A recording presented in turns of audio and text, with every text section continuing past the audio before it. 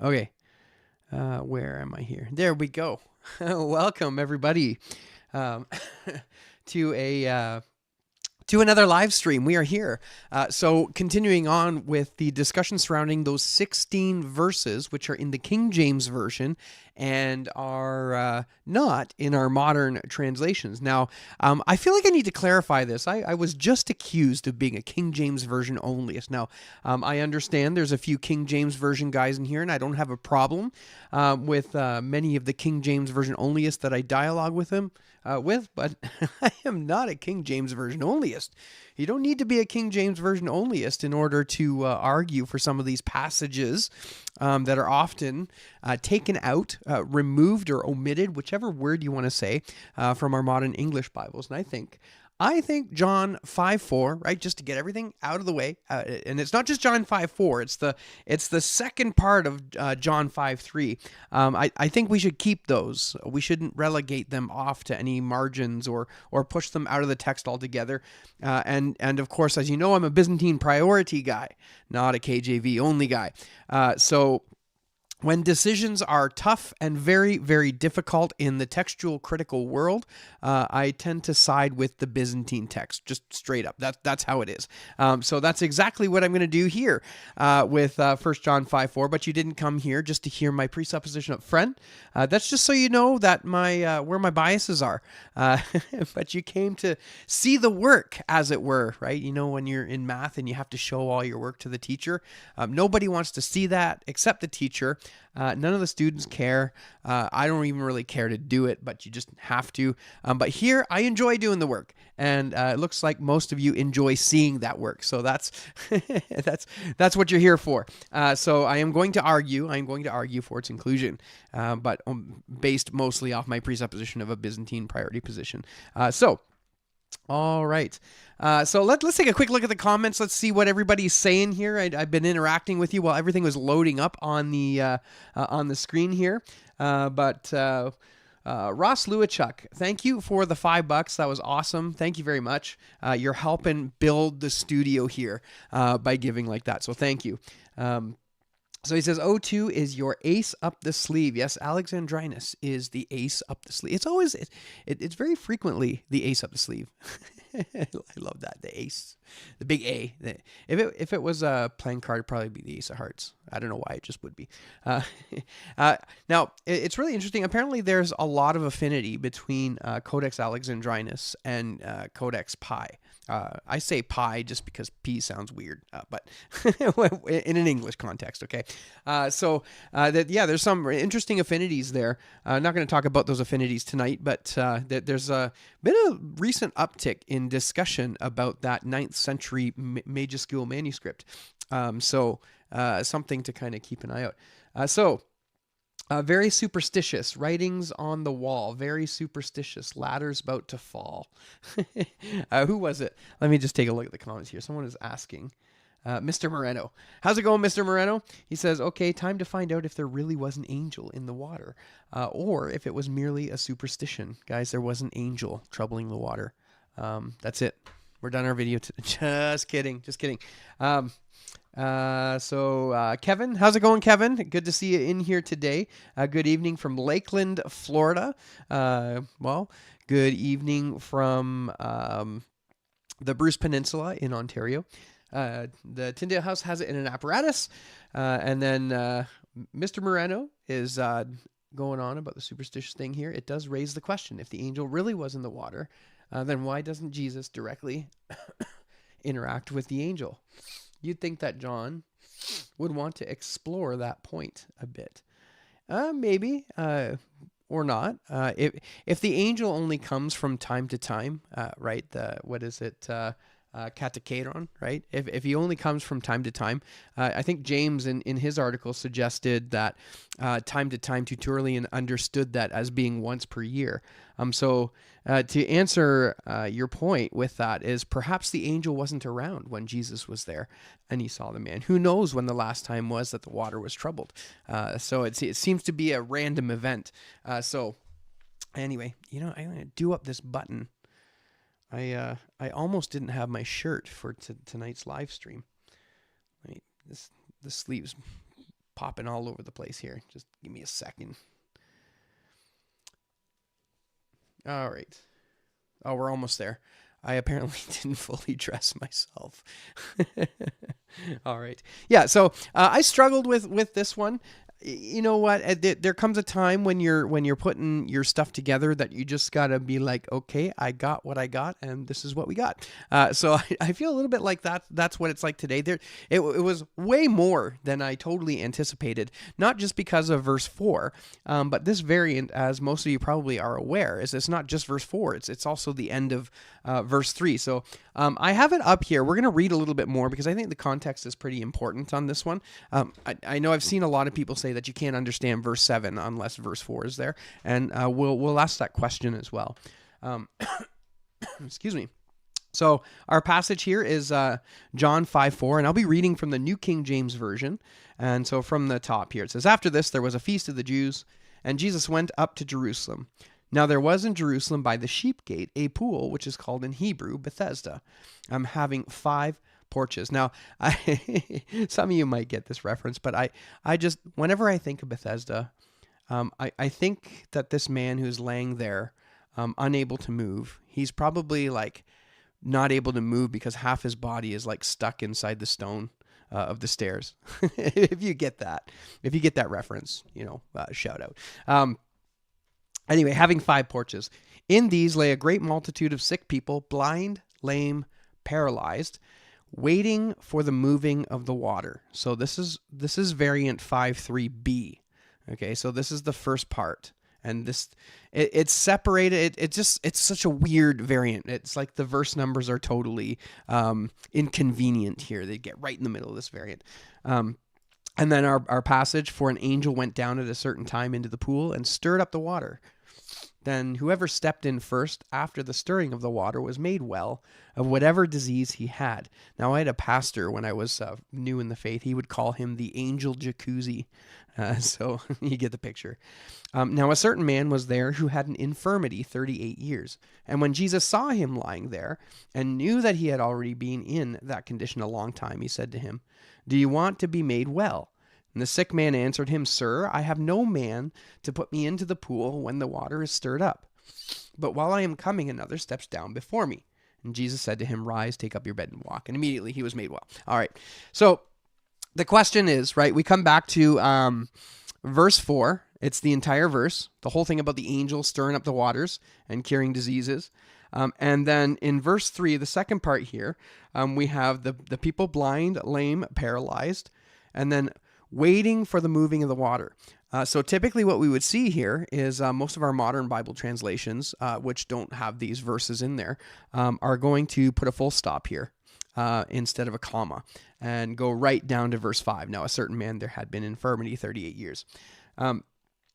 So with the comma there, it just kind of eases in nicely to the rest of this passage. Now, it's interesting because sometimes in some variants you'll hear some criticism like, it interrupts the flow of the passage, or it interrupts the flow of the thought. But in this instance, it seems like, and again, this is extremely subjective. Okay, I understand that, but it doesn't appear to really interrupt the flow. It really seems to make sense of what's going on. Now, when you come down to verse 7, and this is all pertinent, right? The sick man answered and said, "I have no man to put me into the pool when the water is stirred up." Now, the question is, does this statement make sense? Does it make sense if verse 4 is not there? So if we don't have the bit about the angel in the water, or let's take it a step further. Most of the ancient I don't like using that term. A lot of the older witnesses, right? Aleph, B, C, D. Or I don't know if D is in there. I have to check. Well, we'll check the numbers afterwards. But we'll take this out. So there's nothing to be said about waiting for the only time we ever hear about water, right, is from verse 1 when it says that everyone was near the pool of Bethesda.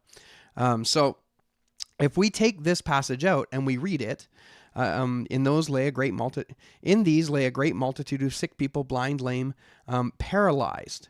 Now a certain man was there who had an infirmity 38 years, and when Jesus had saw him there, knew that he had already been in that condition a long time, he said, "Do you want to be made well?" And the sick man answered, "Sir, I have no man to put me into the pool when the water is stirred up, but while I am coming, another steps down before me." Now, if verse 4 wasn't there, how we would likely read it, okay, and I'm just assuming it's not there, okay, I think it is, but just assuming that it wasn't there, how would we understand this? In your exegesis, you might pull up some details in a historical search about the Pool of Bethesda. Now, I'm not going into the historical details of the stirring of the water and some of the stuff that archaeologically has surrounded that. I want to look specifically at the evidence, but if we were to, the external evidence, the manuscripts, and maybe take a look at some of the context here. But if you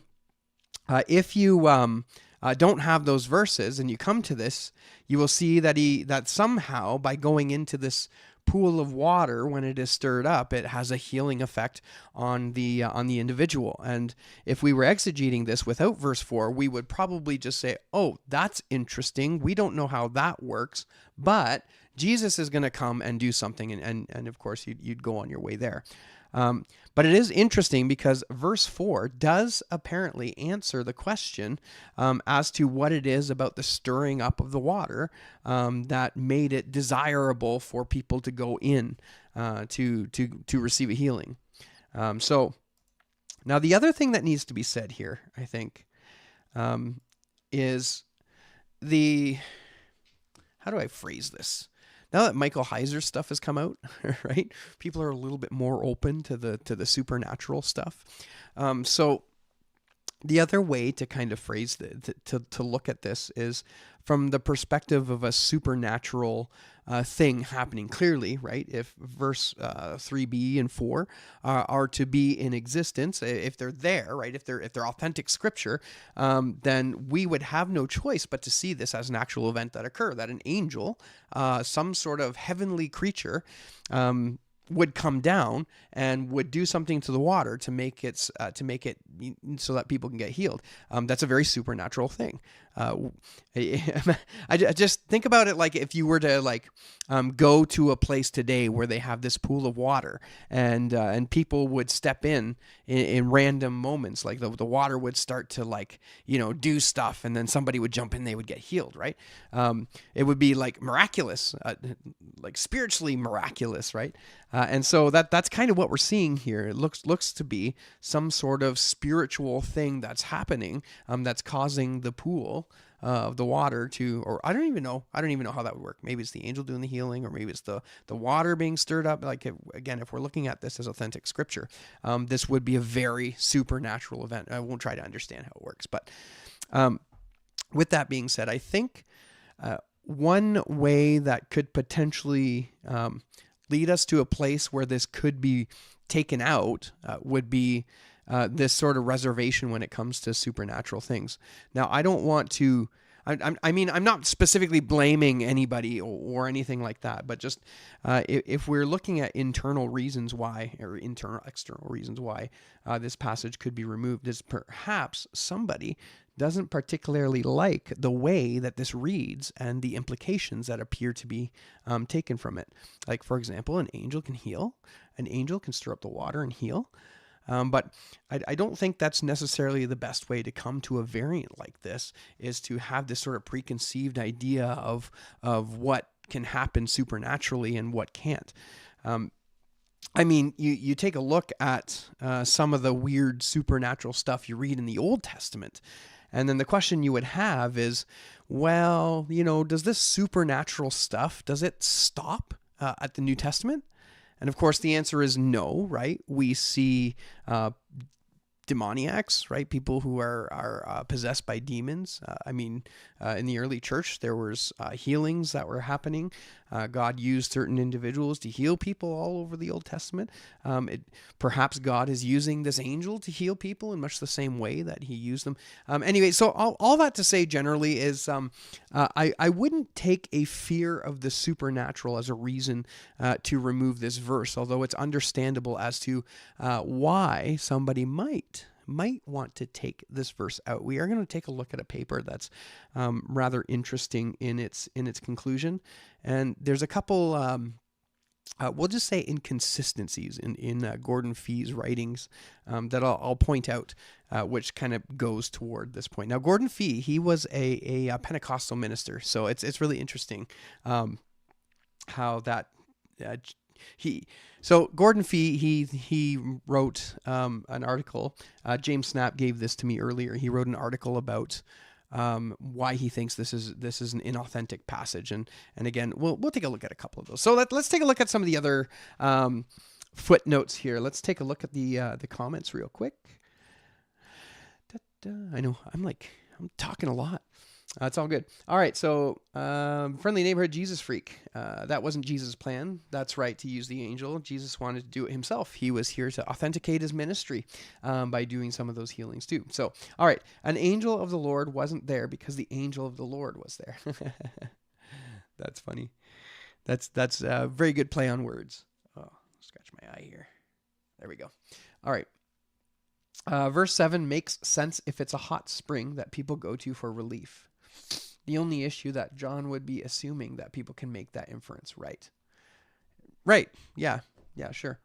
I guess the only problem, would there be a hot spring at the Pool of Bethesda where the 5 porches are that high up in the Temple Mound? I wouldn't think so. I think that would be a bit of a stretch to say that would be a hot spring. Supernatural? The Bible? Say it ain't so. I know there's lots of really cool supernatural things in the Bible. All right. Let's take a look at some of the other versions here. So the ESV, we have, more specifically, I want to take a look at the footnotes here. So again, we're going to skip verses here. This is what they do. So in the ESV, we go from verse 3. Remember, it's the second half of the verse that's not there. And it skips verse 4 and goes straight into verse 5. Our footnote here, oh, wow, that's a pretty big one. Some manuscripts insert wholly or in part, waiting for the moving of the water, for an angel of the Lord went down at certain seasons into the pool and stirred the water. Whoever stepped in first after the stirring of the water was healed of whatever disease he had. So again, the key point there is some manuscripts insert. Okay, yeah, some manuscripts insert. It's good. NASB 95. Again, I have tended to like how the NASB 95 has handled these, just because it leaves it in the main text. It's great. So in these lay a multitude of those who were sick, blind, lame, and withered, waiting for the moving of the waters, for an angel of the Lord went down. Oh, see, they got angel of the Lord there. And he's got early manuscripts do not contain the remainder of verse 3 nor verse 4. Okay, and that's true. But there are also early manuscripts who have both of them. So that's where it gets tricky. Yes, so the Gideon ESV has the text in full. Yes, so the Gideon ESV. So the Gideons made a deal with Crossway. And so Crossway created an edition of the ESV which contained a lot of those missing verses. So it'd be interesting to get my hands on one. All right, the NIV has, let's see here, Aramaic, a pool which in Aramaic is called Bethesda and which is surrounded by 5 covered colonnades. Nice. All right, here it is. So verse 4, they put it in square brackets and didn't put the text in. And then they gave us the footnote. And the footnote says, some manuscripts include here wholly or in part. Paralyzed, and they waited for the moving of the waters from time. It's almost like they copied the NASB. That's interesting. New Living Translation. We've got, excuse me. So we've got our note here. Again, it just skips verse 4 as per the custom. Oh, that'd be cool. 5.3. Some manuscripts add expanded conclusion to verse 3 and all of the verses. So some manuscripts. Now, again, I'm not too particularly on the phrase some manuscripts. That's kind of misleading, because in this specific edition, most manuscripts contain both. When we talk about which ones don't contain it and which ones contain only part of it, 5, 3, or 4, we're talking about the ancient versions, the majuscules. So given the majuscules and the papyrus, there really aren't that many. So when you say some manuscripts, it's misleading because it's really most manuscripts. And again, there's a few textual variants in there. I found most of them to be rather uninteresting. Was it the The verb of troubling the waters was slightly different in a couple other editions. And then the question of an article before the word water in verse 4. In verse 3. And then there was a question of whether it was an angel stirred the waters or whether it was an angel of the Lord that went and stirred the waters. There's probably a couple more in there, but those are kind of the main ones. And the one I found most interesting was the angel of the Lord one. So that's our note there. The CSB, we'll take a quick look. Verse 3, again, it skips verse 4, leaves us with a little footnote. It says, some manuscripts include verses 3b to 4. That should be most manuscripts. Waiting for the moving of the waters because an angel would go down into the pool from time to time. Now, this is interesting because in the footnote, it has angel instead of angel of the Lord. And I think it was the NASB has angel of the Lord. Let's see. Yeah, angel of the Lord. So that's interesting. You're seeing that variant there. That would be an interesting variant to just kind of do a deep dive into.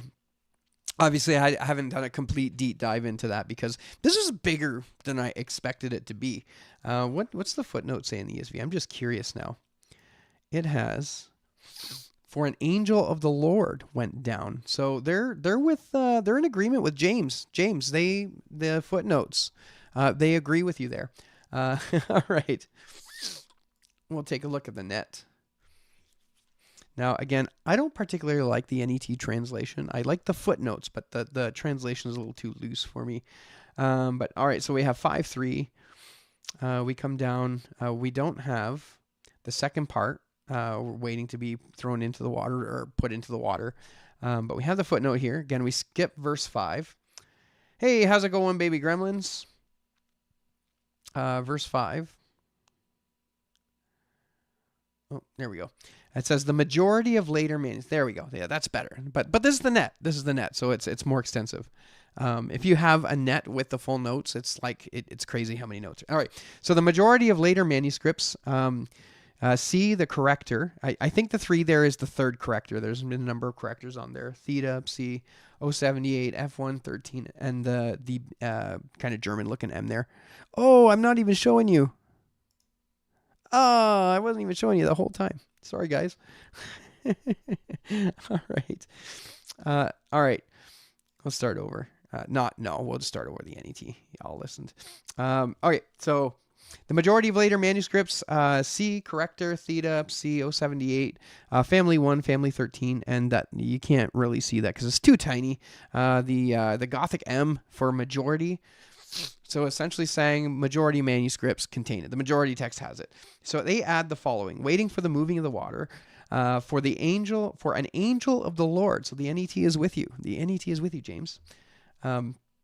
Went down and stirred up the water at certain times. Whoever first stepped in after the stirring of the water was healed from whatever disease which he suffered. And then it goes on. Other manuscripts include only verse 3b. So there's the section there. So waiting for the moving of the waters, the second part of 3, is only, it's included in Alexandrinus as a corrected text. It's included in D, which is apparently not a very good manuscript, 33. And it says here Latin.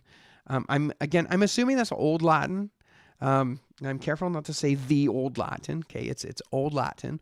But the thing here is in the Old Latin tradition, again, I'm bundling that together. I can hear James cringing probably.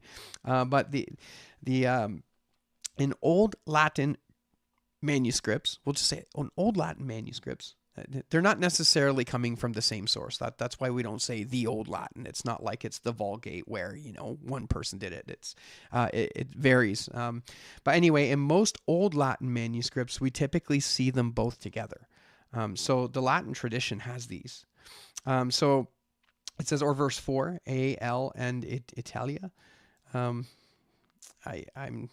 a little confused at some of the way these symbols are. So few textual scholars today would accept the authenticity of any portion of 3b to 4, for they are not found in the earliest and best witnesses. There's your favorite phrases. They are not found in the earliest and best. The earliest and best. I don't like that. I don't like the earliest and best. And we'll have we have some question about the papyrus manuscripts, but you'll see listed here P66, P75, Aleph, B, right, Vaticanus and Sinaiticus, C, original, right, remember the corrector had the verse in it, Codex T, and I'm not sure what PC is. I should know what that is. I think it's parts of the Coptic. Yes.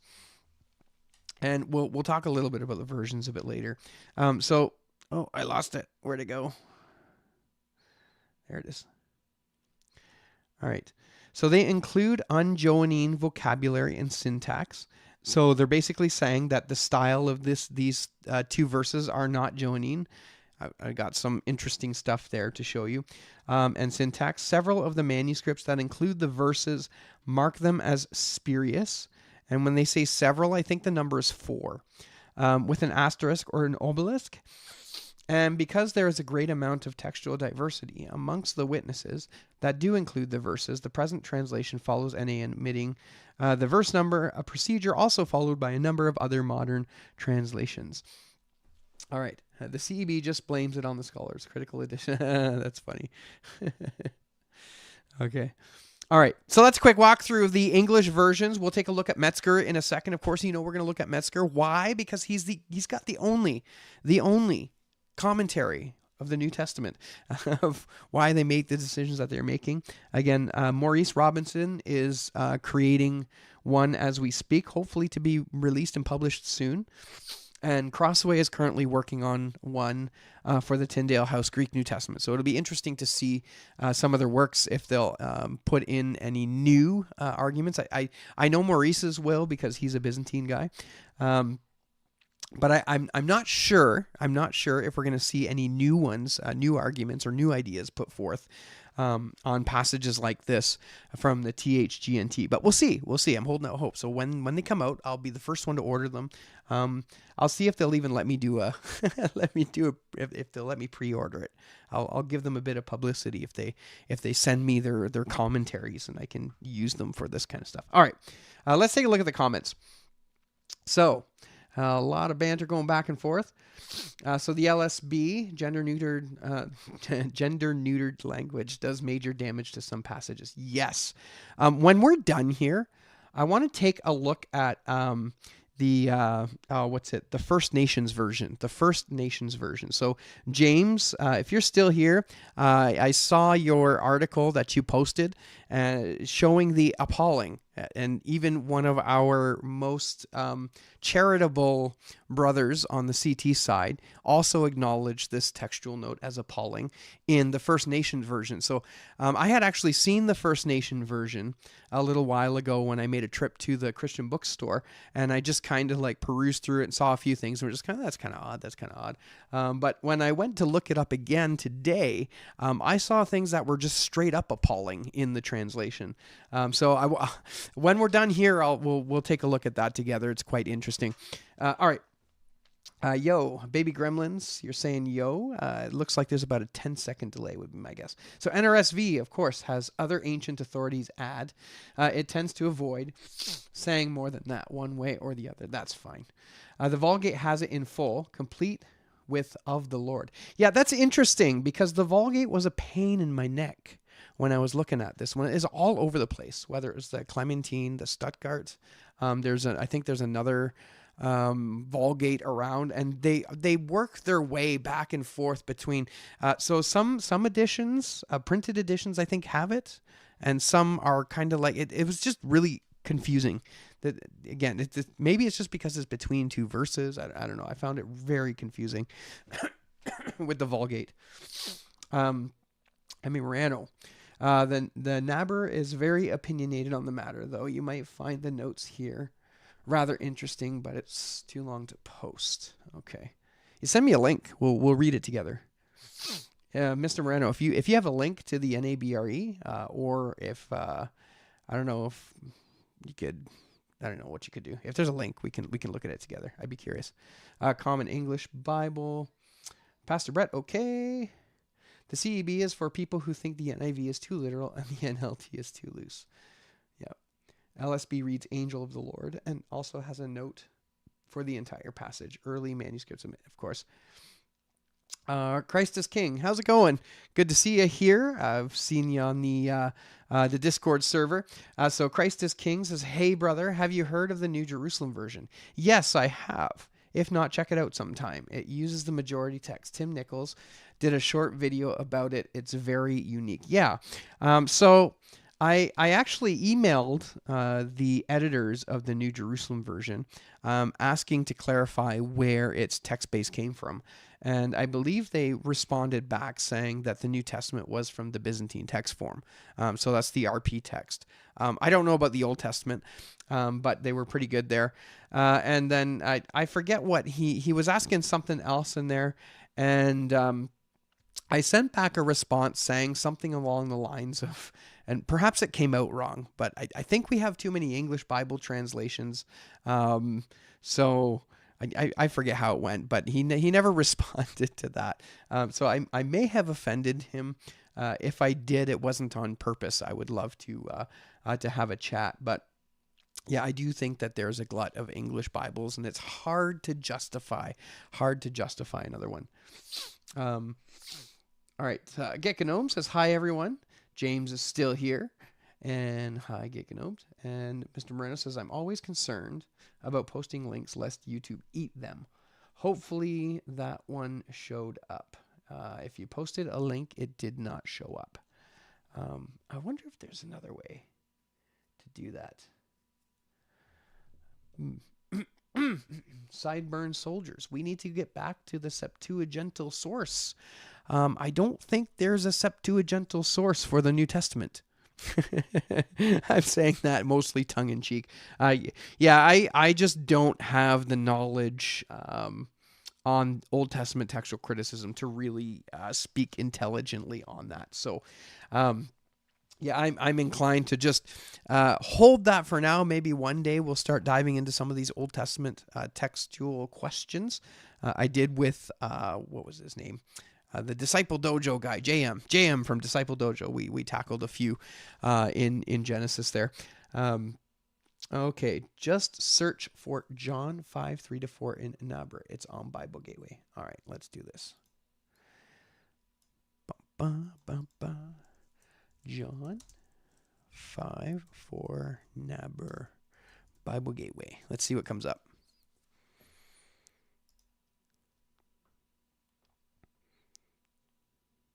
All right, it's loading. British Museum has oldest copies. Right.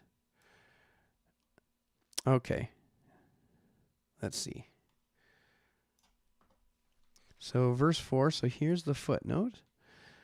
Toward the end of the 2nd century in the West, and among the 4th century Greek fathers, an additional verse was known, for from time to time an angel of the Lord used to come down into the pool, and the water was stirred up.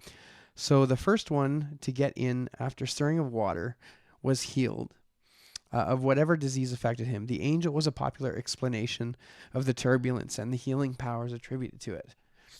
The verse is missing from all early Greek manuscripts and the earliest versions, including the original Vulgate.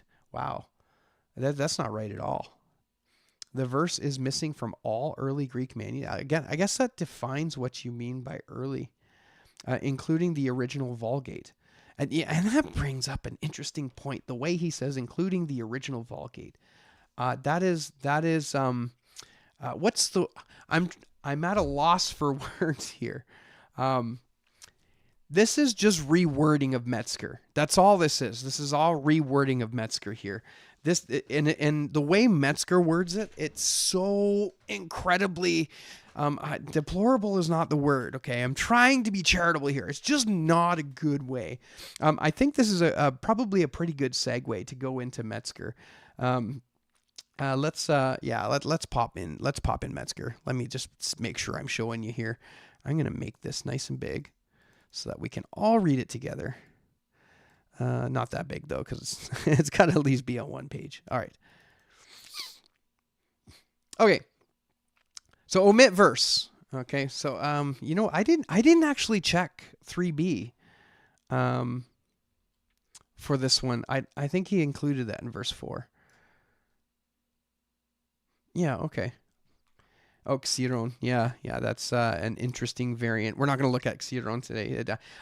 There's no real support for its removal. I think that's what the thing's talking about. But yeah, so 5:4. So verse 4, he says, is a gloss whose secondary character is clear from its absence from the earliest and best witnesses. P66, P75, Aleph, B, C, D, W, 33, the Italian DLQ, the true text, the true text of the Latin Vulgate. The true text of the Latin Vulgate. This is why the Vulgate was so annoying to me. So he's saying it's not in the true text of the Latin Vulgate. So what he's saying there is that there are other versions of the Vulgate, right? There are other copies of the Vulgate which have this in it, and they're not the true Vulgate. See, and this is what the Naber, when we were taking a look at that, what it reminded me of. Like, it's really just a rewording of so this variant for the most part is in the Clementine Vulgate and the Stuttgart Vulgate. I'm not sure which Vulgate manuscripts don't contain it. I didn't do a lot of digging into into the Vulgate, but it was such a mess trying to deal with just the way that people had been putting it in specific apparati. Anyway, so he goes on to share all the witnesses. Latin Vulgate, Syriac C, Coptic, Sahidic, Bohairic manuscripts. I'm not sure what this is, Act 2. The Georgian and Nonus. I think Nonus is a church father. I've not heard of this one before. And then, so one, he says it's absence from the earliest and best witnesses. Again, there's that phrase. I don't particularly like the phrase early and best witnesses. There we go. Number 2, the presence of asterisks or oboli to mark the words as spurious in more than 20 Greek witnesses. They must be later because, I only seen like 4 or 5. I mentioned this earlier. Excuse me. So S, lambda, pi, 047, 1079, 2174. And then 3, the presence of non-Johannine words or expressions. There really is only one expression that I think we could consider non-Johannine. And it's more of a grammatical case. I was going to do a search earlier, and I'll probably do this a bit later. But I spent a lot of time on the Johannine words thing. So they're suggesting that katecheron is, from time to time, suggesting that is not a Johannine way of saying things. Emveno, that is of going into the water, is not him. Ek dekome, katekome, kinesis, teraki, and nosimi. These are not, John doesn't use these words. So we know because John doesn't use these words. And he notes that the last 3 words, kinesis, teraki, and nosimi, don't appear in the New Testament or they in any other place, that these are hapax. Hapax legomenon, a fancy word saying these words only appear once in the entire New Testament. So the last 3 words only here in the New Testament. And 4, so his 4th reasoning, is the rather wide diversity of variant forms in which the verse was transmitted. See footnotes 6 to 10 on page 338 of the text volume for variant readings within verse 4. Since the passage is lacking in the earlier and better witnesses, which normally assists in identifying types of text, it is sometimes difficult to make decisions among alternative readings. On the whole, however, the committee gave preference to the readings that are supported by what was regarded as a preponderant weight of attestation, or that seemed best to account for the origin of the other readings. All right, so that's Metzger there. A few things that just really irked me. Again, the true text of the Latin Vulgate. What is he saying there? He's saying there that he has done all the text critical work on the Vulgate, and he has come to the conclusion of what the true text of the Vulgate is. I think that's a bit of a stretch. Earliest and best witnesses. Again, not too big on that. The presence of asterisks or oboli. Yes. So I wanted to show you Codex Pi. But it was only available on INTF, and so when something's only available on INTF, I can't show it live here because I probably breaking some copyrights or something. But indeed, it does have very obvious decorations surrounding this specific passage, and it's indicated that it's suggested that these passages shouldn't be in the scripture. Now, I don't know if that's the case. It could be just doing exactly what our modern English Bibles do and provide a footnote there without necessarily making a what do you call it? Making a claim towards its authenticity. I think in these instances, all it's doing is showing that that this is a place where it doesn't appear anywhere else. So we see that in Sigma, Lambda, Pi, 047, 1079, 27.4, and a few others according to him. The third one here, the presence of non-Johannine words or expression. This one is appalling. This is not a good argument. And I've said this before, right? We've probably seen this argument before when it comes to Mark 16, 9 through 20. Someone may suggest, well, there's this many words in this passage that this is not the way that Mark normally talks. And so Mark 16, 9 through 20 can't be scripture because of this. So I went and I did a tremendous amount of work. Now I'm going to get all nerdy here. And before I get nerdy, let me, let's come over to the comments. I know we're going at speed here. All right.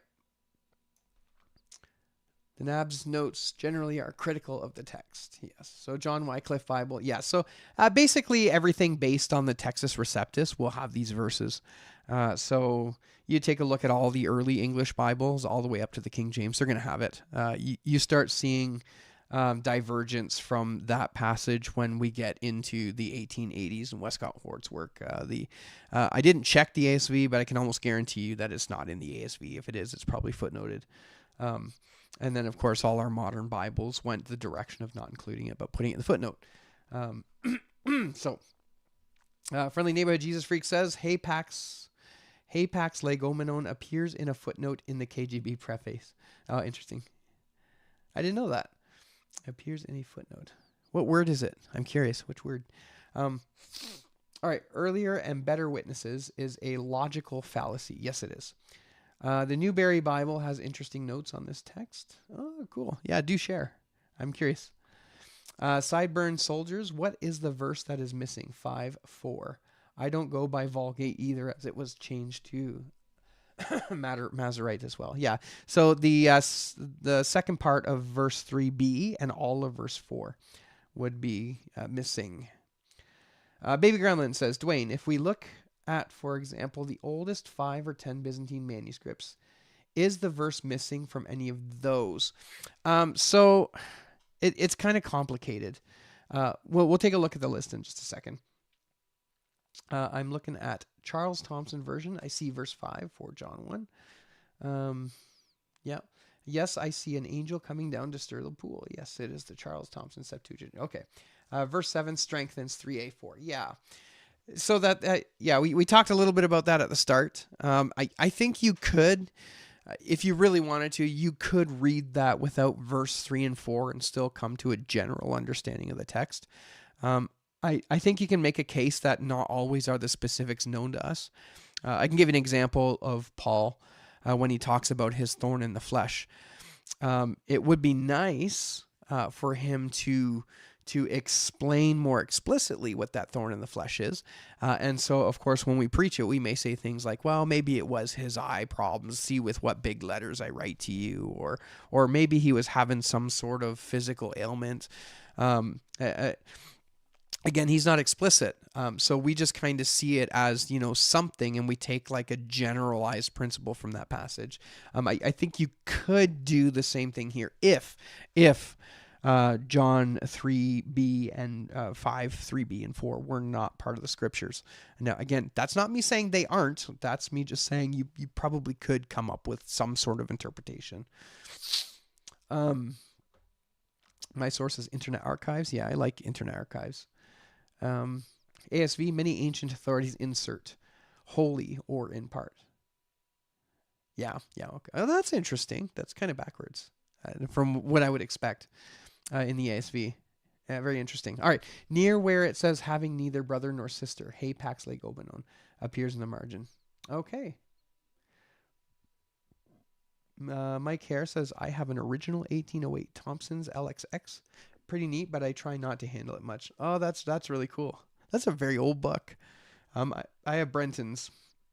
Wycliffe translated from the Latin. Yes, he did. Ross, did he have Angel of the Lord there or just Angel? Just curious. 1382 is pre-TR. Yes, it is. There's two versions of Charles Thowson. The original has 4 volumes. Okay, big set. Hey, what are y'all doing in here? How's it going, Jacob Emmanuel? We are talking about John 5, 3b, and 4. That's the angel who's come to stir the waters.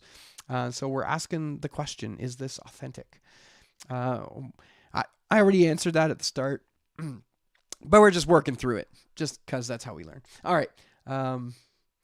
It's a footnote in my ASV. It's good to see Ross here. Yes, it is. It's always good to see Ross here.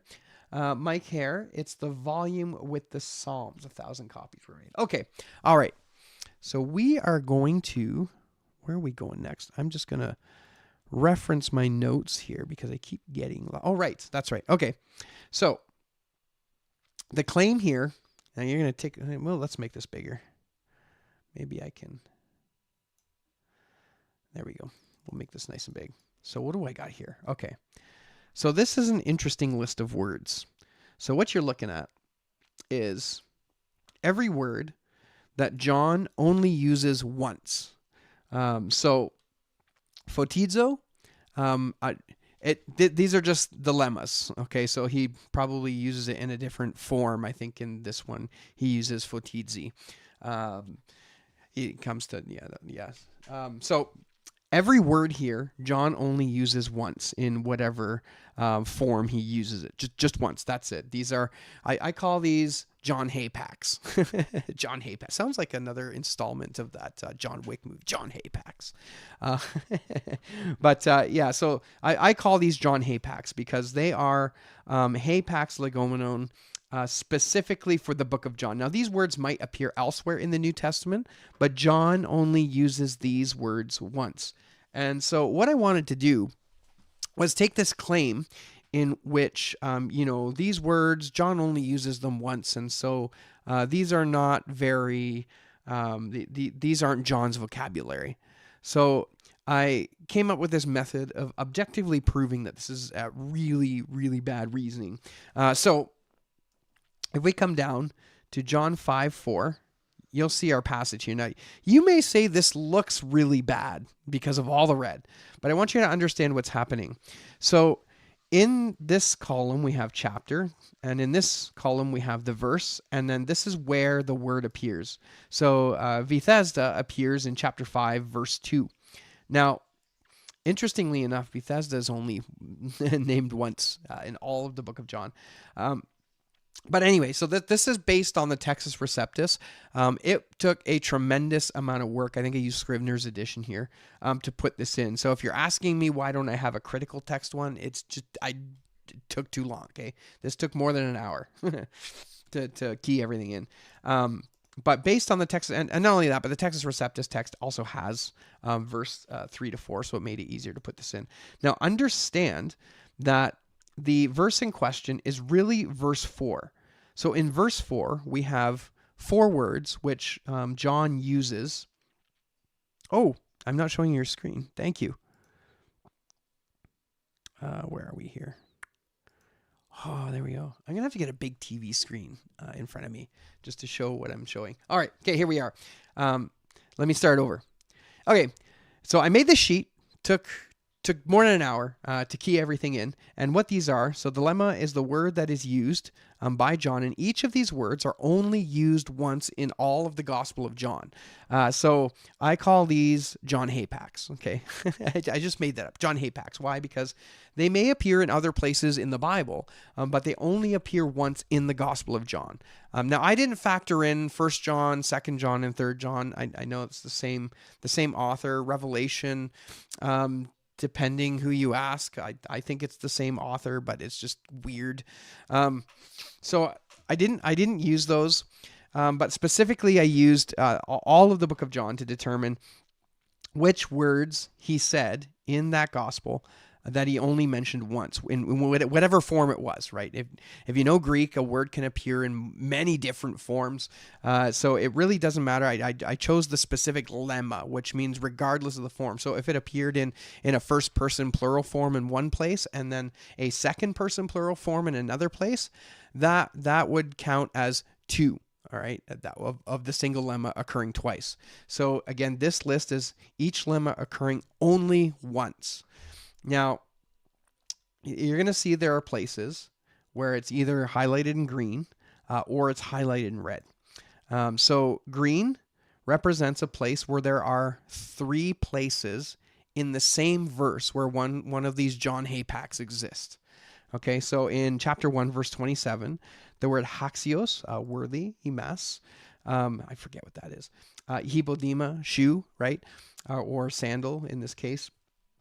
These 3 words in a single verse are John hapax. That's the only place they exist in the Gospel of John, and they're scrunched in to a single verse. Now, again, we have that here, and there's many other places.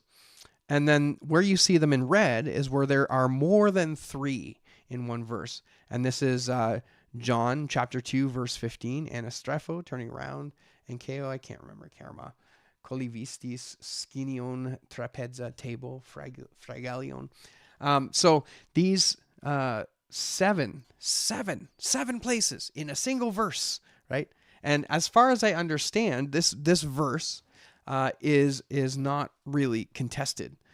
So this shows basically that John has in other places in a short span of text used these hapax words, these John hapax words, 7 in a single verse. So I went and basically did every single verse and sorted it. Now this is the one in question. Okay, this is chapter 5, verse 3 and 4. Now what's really interesting here is these verses here are not part of the second part of that verse. Let me pull it up and just make sure, because kinesis was said to be ekdekome. Okay, yeah, that's right. Xiros kolos. Oh, hold on. I want to check here. Oh, wrong buttons. Oh no. I'm hitting too many wrong buttons here. Let's go back. Oh, that's right. We'll go back here. I just want to see where that lands here. In these lay a great multitude. Yeah, waiting for the moving of the water. Kinesis. Oh, that's interesting. Let me close that. Because I don't think Xiros and Kolos. Yeah, because these aren't contested. These 2 words here are not contested. This is part of John.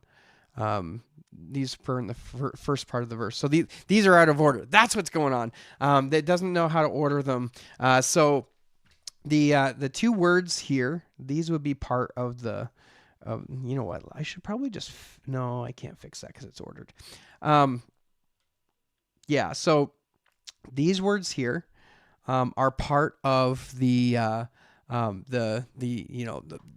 passage in question, right? The part of 5.3b in question.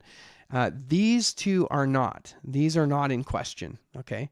And yet they're still part of this deal. And then, of course, we have our 4 verses here. So technically, this would be 6 verses, or 6 words.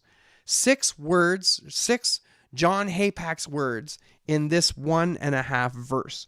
Now, we've already noted that earlier there was at least one with 7 words. So it's not uncommon. It's not impossible for John to do this. Again, we see that here in the verse beforehand, in chapter 4, verse 52. Again, he has 4 words in a single verse. And in the verse preceding the passage in question, there are at least 3 words which John uses which are not in question. So this looks worse than it is just because the ordering is kind of funky. But you continue on through the book here, and you see them all over the place. In this instance, 2 verses with 6 words close together, 3, 3. These are interesting because they surprised me on the word it is in which John only uses once. So in all of his gospel, right, he uses decapente once, which is 15. And so the question is, are we really going to say to ourselves that because John only uses this word once in his gospel, that he never uses the word 15, that he's never counted to 15? See, this is just the silliness, I think, generally of that argument. Now, don't get me wrong, though. Okay, I'm not accusing the critical text scholars from saying, "Oh, well, it's just a matter of how." I'm not suggesting that. But what I am suggesting is by saying, "Well, so many of these occur within this specific variant," then that's a good indicator. But it really isn't, because there are examples in the Gospel of John where more than what are in that variant are available in a text that's not contested. Again, another word that I found kind of interesting that was only used once was Synedrion. That's the Sanhedrin. Coming back here, we have another verse with 5 in there, 2 verses with 6. Again, the list just goes on and on. This is something that happens in the Gospel of John quite regularly. Here's another one. Verse 19 specifically verse 19, for whatever reason, seem to have a lot of these variants. Seem to have a lot of these John hapax in them. So, I mean, if we're going to go back to John 5:4 and say, well, the words are a little bit, John doesn't use these very much, then what do you do with John 19:24 and John 19:29? Again, these are more than likely not contested. So you can't necessarily use the reasoning. This is 2 verses. This is why they're green. And again, near the end, same thing. So, so I think this is objectively, I think this takes the subjectivity out of the question. Now, there is one grammatical thing that is a little more intriguing to me in this passage, and Gordon Fee points it out in that article I was telling you about. Let me pop up, see if I can pop up a Greek New Testament here. I wonder if this will let me do it. That would be cool if it would. Let's try that. I'll just use the TR because I don't know if Biz is available. I never even checked here.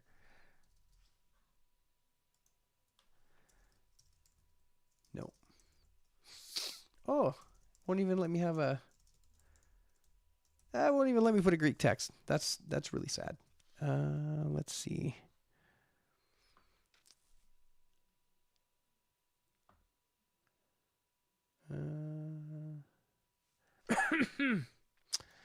All right.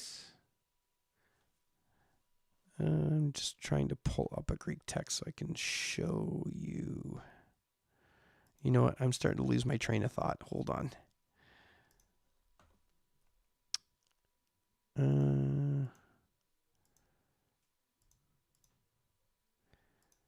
You know what? I totally lost my train of thought.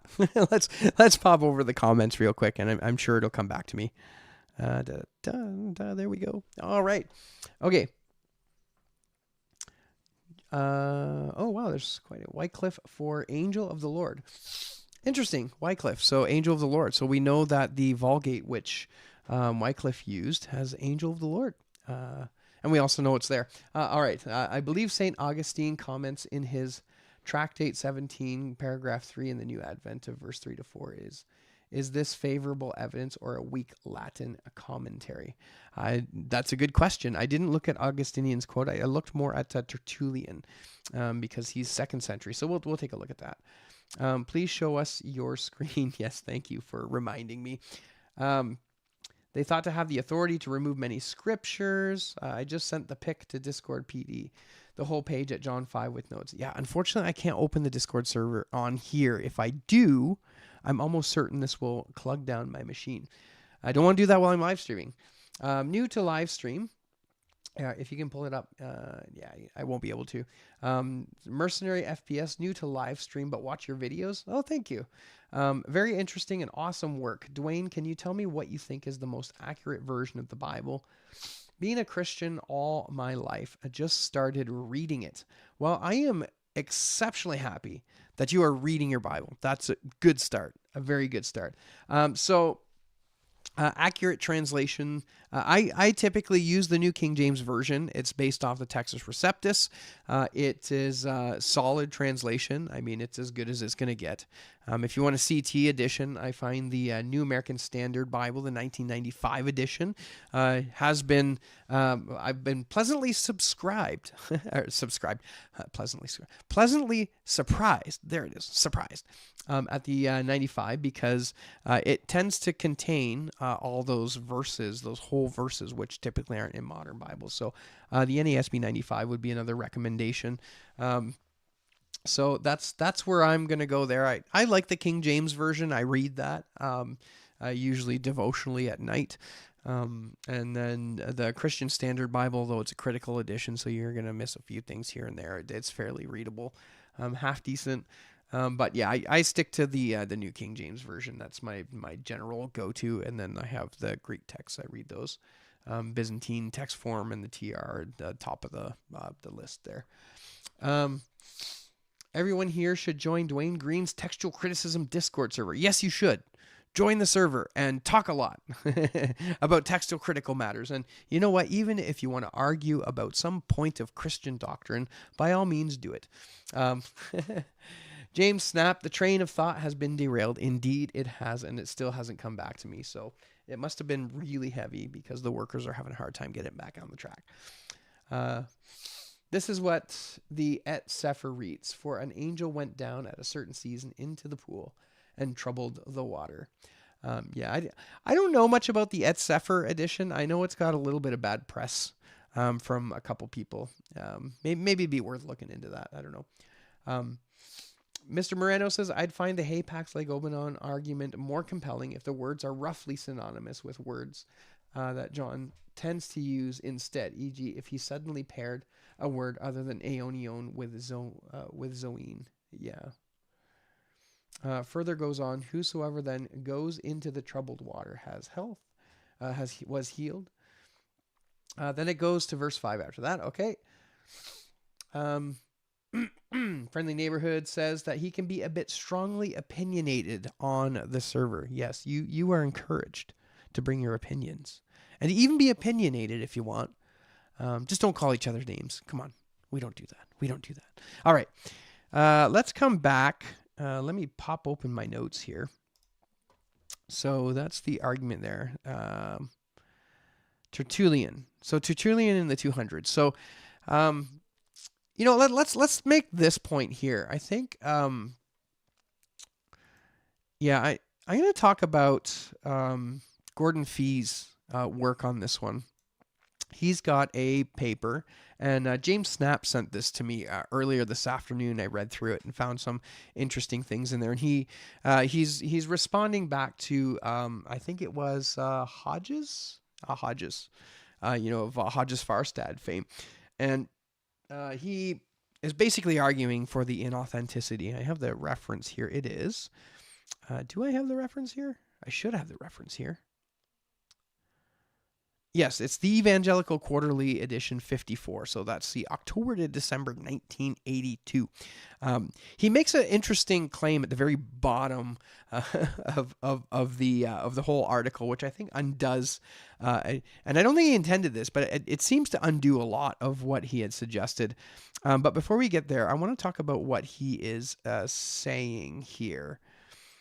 So he suggests, quote, early evidence for this verse in the Eastern Church, therefore, simply does not exist. So I'm not showing this because I am not sure if I'm allowed to. This is a copyright. I believe this is a copyrighted work with a license that wouldn't allow me to just show it, but I can share some quotes and things like that. But early evidence of this verse in the Eastern Church, therefore, simply does not exist.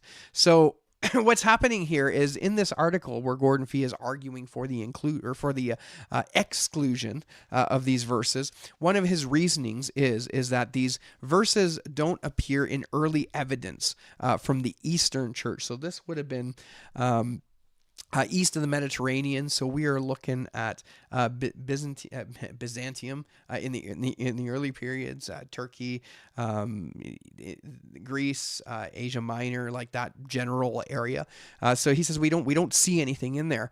But then a little bit later on in this very same paper that he's writing, he notes that this text is also known very early in Syria in the form of the Old Syriac version. So on the one hand, he's saying there's no early evidence of this verse in the Eastern Church. And then on the other hand, he says, well, we have this Old Syriac version.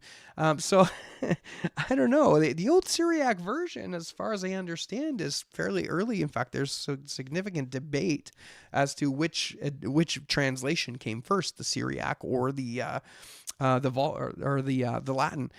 So this is indeed early evidence. Now, the thing we need to understand, though, is I think what he may be getting at here is that there are not any real manuscripts that are early from the East that contain these verses. But the problem is there really aren't any early manuscripts at all from the East.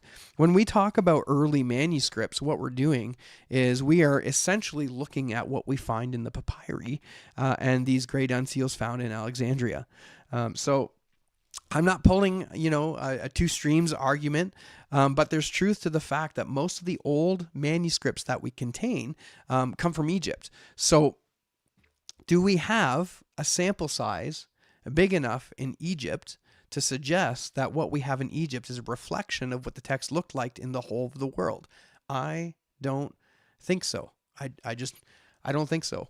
Hey, how's it going, Nick? You were in Pakistan. You must be doing some missionary work. That's awesome. Good to see that. So anyway, I'm not entirely impressed with this reasoning. So the way that this reasoning tends to go is that, well, we don't find this reading in multiple streams of the text. It's mostly just a Western interpolation. It's mostly just a Western text. We don't see it in the East. We barely see it in Egypt, though there's some Egyptian stuff that has some of it, and we don't really see it anywhere else. And so it typically gets labeled as a Western reading. But again, we just don't have the data to say, like, this is like a typical argument from silence, right? We just don't have the data to say whether or not many of the early manuscripts from the East contain it. That's just and that's the crux of this whole discussion. And this is why Byzantine priority is kind of taking off, is because even though the Byzantine text is later, and this is where Byzantine priority goes, it's a reflection of what the text in the East would have looked like. And we won't get into all the arguments for that now. But there were a couple different transitions, we would say, in the textual history. One would have been a transition from papyrus to vellum, right? Papyrus isn't just in Egypt, right? It was all over the place, but it was only preserved in Egypt, right? Because of the climate. So there was a transition of manuscripts from papyrus to vellum. And then these uncials would have been transitioned from uncials to minuscules in the 9th and 10th century. And it was suggested that, I think Lake had put this in, that these manuscripts may have been destroyed after they were copied over. Likely not all of them, but some of them at least have. And this is referring back to the, quote, orphan nature, that many of these manuscripts that we contain seem to be orphans. So we don't know which manuscripts they were copied from. So anyway, that's just super brief. I don't want to go too much into that. But that's typically why, when it comes to the East, why we would favor Byzantine type text, because it seems to be, depending who you ask, right? That it's a reflection of those manuscripts that we just don't know of in the East. Now, all right, so that's paper there. Now, interestingly enough, in this paper too, one of the first lines, he says, there is, of course, no possible way this material could have been added or omitted by accident. It was either intentionally expunged or intentionally inserted. Again, it's hard to say. Indeed, if it wasn't there and it was inserted, it was clearly not an accident. But there are many different scenarios where a passage could be removed by accident, whether it's the corner of a page or maybe a page gets ripped off, and or perhaps the bottom portion of the last leaf. There's so many ways that a specific page could be damaged. So all right. P66 and P75. You caught my eye, Get Gnome, because that segues into the next discussion point here. So P66 and P75 omits it. Wesley Grau said. So how do we respond to this? Very simply. So P66, just so you know, is, I could probably even pull this up so we can get a bit of a look at it. I'll make sure I change this over so you can see what I'm looking at. All right, so this is P66. P66. Let's see if I can find the passage. No, I'm not going to be able to find it. they didn't label it. I'm not gonna bother everybody by going on. I found it at one point. I think it was actually page 34. Actually, I might be able to find it. Hold on, I might be able to find it quickly. I found it earlier. 38, 34. I'm pretty sure this is it. This was difficult to read. Astanun tone. So that's the sick. Tiflon. That's blind. Tiflon. Holon. That's the lame. Xiron. Yeah, Xiron. So Xiron. The little line there. I'm assuming that little line means N new, and they just didn't put it in because there's no room on the end. But you can see they unless, now this is interesting. Unless this is indicating, I would be curious now. If that might actually be indicating that they know of a verse there, and that's not a new. Would be interesting. Ton cravato toe. There's another one there. That's an interesting place for it. Okay. So anyway, and then it goes right into verse 5. In de tis eki anthropos. So there was a certain man. It totally skips over the verses. And again, P75. I think I got the notes for that one too. We can pull that one up. So P75, this one we'll take a look at. See, this one's not as good. I couldn't find the verse just because it was barely legible. Yes, we know what the page is on. Verse 5, it was here. Yeah, see, this is so hard to read. So I'm not going to bother to try to find the verse here. But just take my word for it. It's not there, right? Maybe I'll find it. Where is it?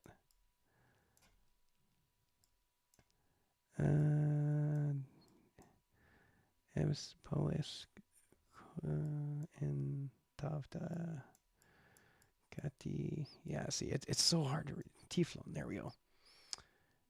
Un ton Tiflon Holon Xiron, there it is.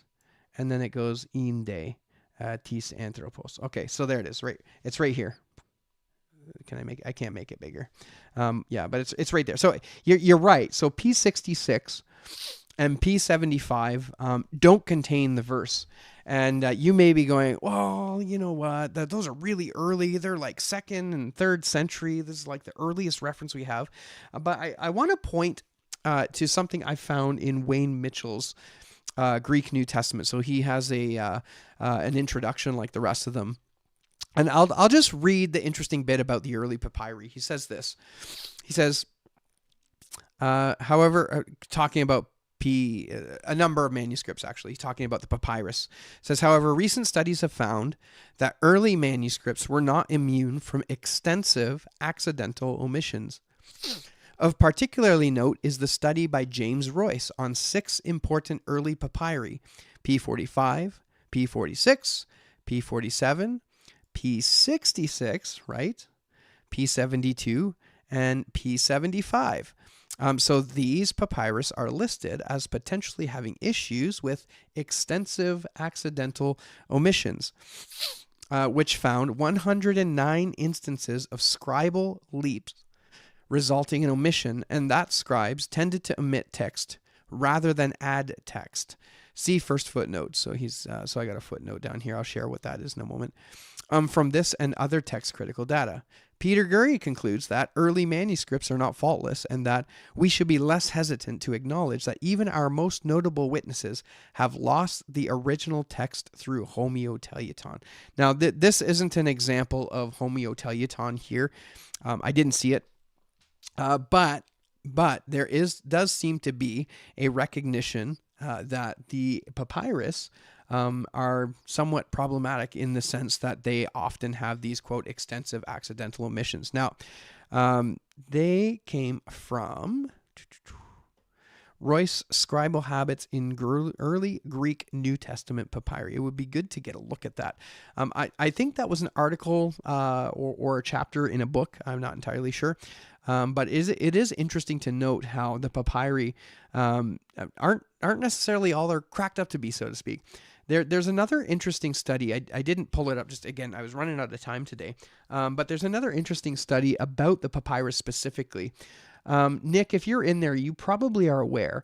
And this study, its kind of idea is to show that the papyrus and the stuff found in the Oxyrhynchus find, that there's a potential that most of that could have been like practice work for practice scribes, and a lot of it being found in a legitimate junk pit. So it's an interesting thought. Would make sense of what Royce is finding here among the papyri. So again, I'm not being so dogmatic about that. I haven't read the paper. I have seen it. I have marked it as interesting in my mind. I just haven't had a chance to look at it and read through it. But there is a potential that the papyri, and I mean, that makes sense because my understanding is that the text type, if you want to use the phrase, amongst the papyri is essentially non-existent. There's a sense in which they're kind of all over the place, that they're not very well attuned to each other, at least not in the sense like the later Byzantine texts appear to be. So anyway, so that's what I would do with P66 and P75. I think there's a lot of things to ask and a lot of things to answer first before we can come to any conclusion as to the quality of these manuscripts, right? Again, you go back to Bruce Metzger, and what does he say? Well, the earliest and best. Well, I don't know. It seems like, based on what we're seeing here, that the papyrus may be the earliest, but not necessarily the best. And there is a recognition now amongst text critics that earliest is not necessarily the best. And so, of course, CBGM is now more focused on the reading than the age of the manuscript. So, with that being said, I want to take a quick look at... let's see here. I think we'll leave that out. Yeah, so this textual variant is split in. If we're looking at external data specifically, the external data I think is split like right down the middle. And what do I mean by that is this. So let's say P66 and P75. We'll just kind of grant that for the time being. Aleph, B, C, D, T, W, they all don't contain the passages. Then there's a couple Latin manuscripts, D, F, L, Q. The Vulgate Stuttgart, I think, doesn't contain it. And the Syriac Seratonian doesn't contain it. The Coptic Sahidic doesn't contain it. Part of the Bohairic doesn't contain it, but part of the Bohairic does contain it. You go back into what's included. And again, I'm just assuming verse 4. I know there's some question about the second part of verse 3. But again, there's plenty of unsealed support for the inclusion. It's A. Codex C has a corrector on it, which had put it back in. Codex E, Codex F, Codex G, Codex H, L, Delta, P. And this is all ranging from 5th century to the 10th century. I think there's even a few 12th century minuscules in this listing. The Byzantine text supports it. The majority text supports it. Again, you come down to the Latin. There were some Latin that didn't support it, and I'm talking Old Latin. But then there are Latin that does support it. So A, AUR, B, C, E, F, F2, J, R1. And again, these are like 5th century, 6th century manuscripts. Again, the Syriac, remember the Suetonian didn't contain it, but then the Philoxenian, the Heraclean, the Palestinian do contain it. We have the other part of the Bohairic manuscripts, the Coptic manuscripts, which contain it in Egypt, by the way. And then the Vulgate, the Clementine edition, contains it. So this is split right down the middle. So with this being split right down the middle, I would be inclined just to roll with what the church had preserved down through the rest of the ages, and seeing as the Byzantine text contains the passage, and that's what was essentially propagated through the ages, I would be inclined to go with that reading. That's what has been preserved. I mean, that's you don't see a large number of manuscripts later on in church history that don't contain the passage.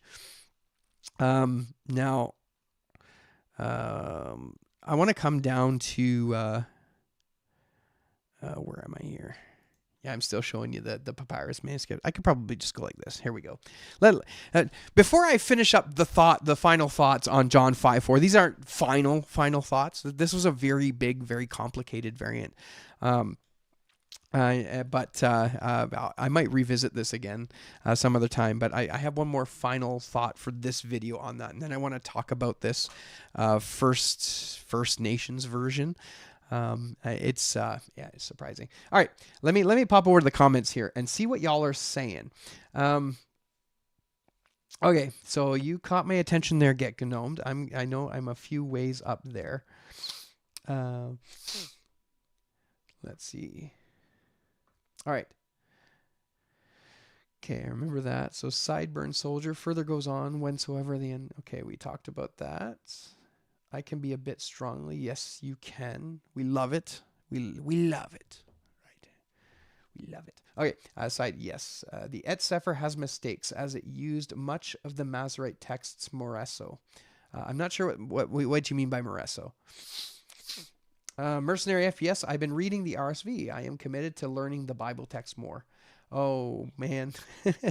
I'm glad that you are committed to learning the Bible text more. I would suggest getting a New King James Version or a NASB 95 or even a KJV if you like that English. But yeah, the RSV, it tends to have some of the verses not in there that I think should be in there.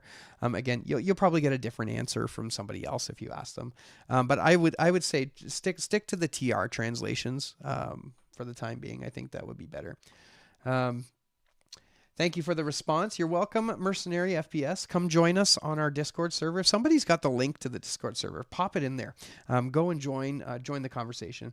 Sideburns Clement states in his letter that Paul did travel to the farthest west.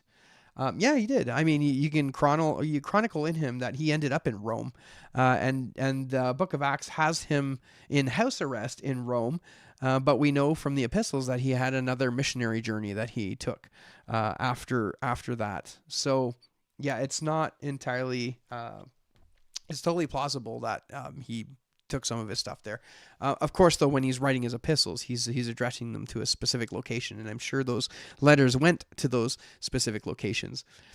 Also, further to this discussion, I didn't mention this, but John apparently wrote his Gospel of John. He wrote that in Ephesus.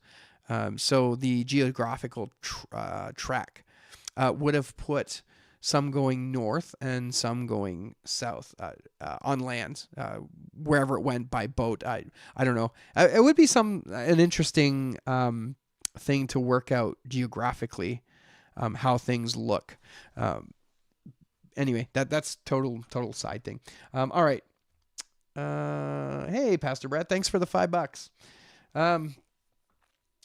Clement states in his letter that Paul did travel to the furthest west, watching from Pakistan. I hope everything's going well with you over there, Nick.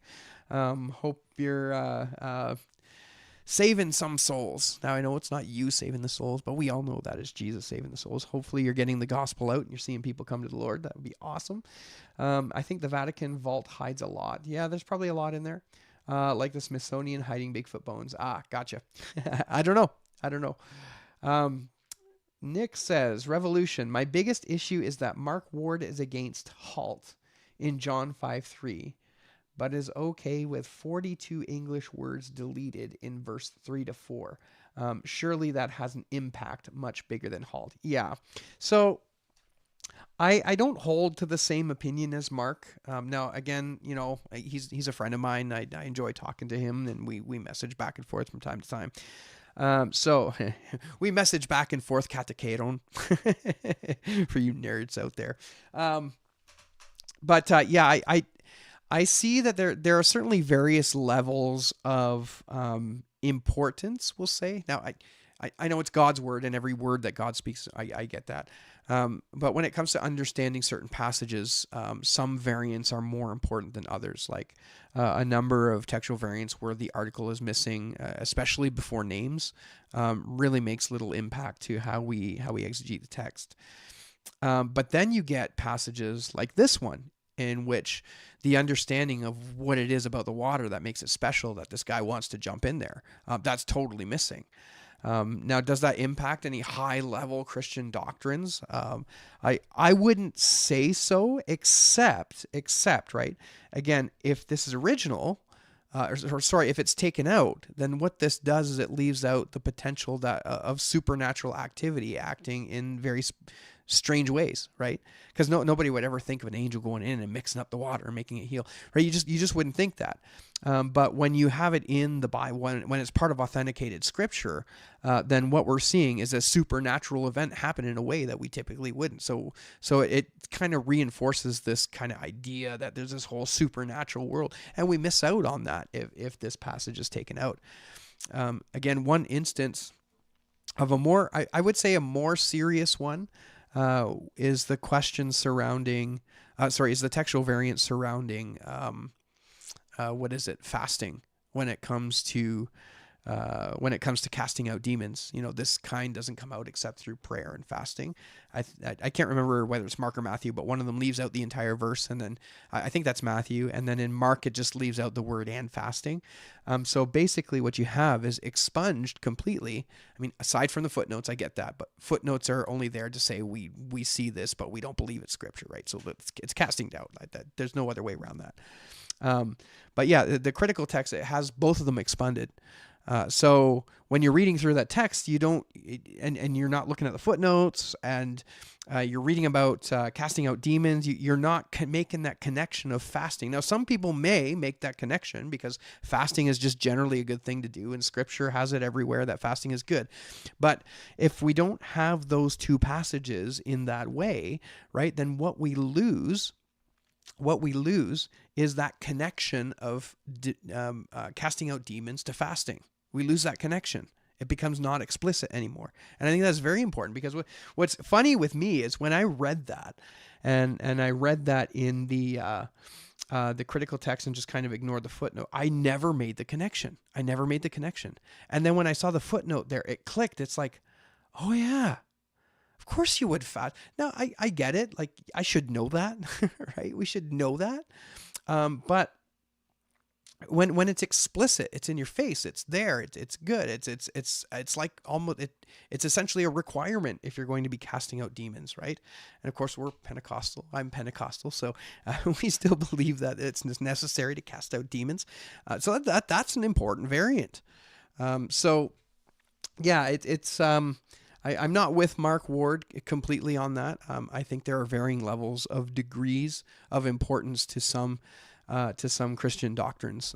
So I would not want to lose some of those passages. All right. Good stream. Thanks, by the way. You're welcome, Sideburn. P66 and P7. Yes, we went through P66 and P75. I was shocked when I saw that in Wayne Mitchell's introduction. So I'm going to have to do some digging and take a look at Royce's stuff there. So revolution, not if these words are inauthentic. Remember, Erasmus removed words from the Vulgate too. Widespread usage of a reading isn't a definitive proof of its provenance.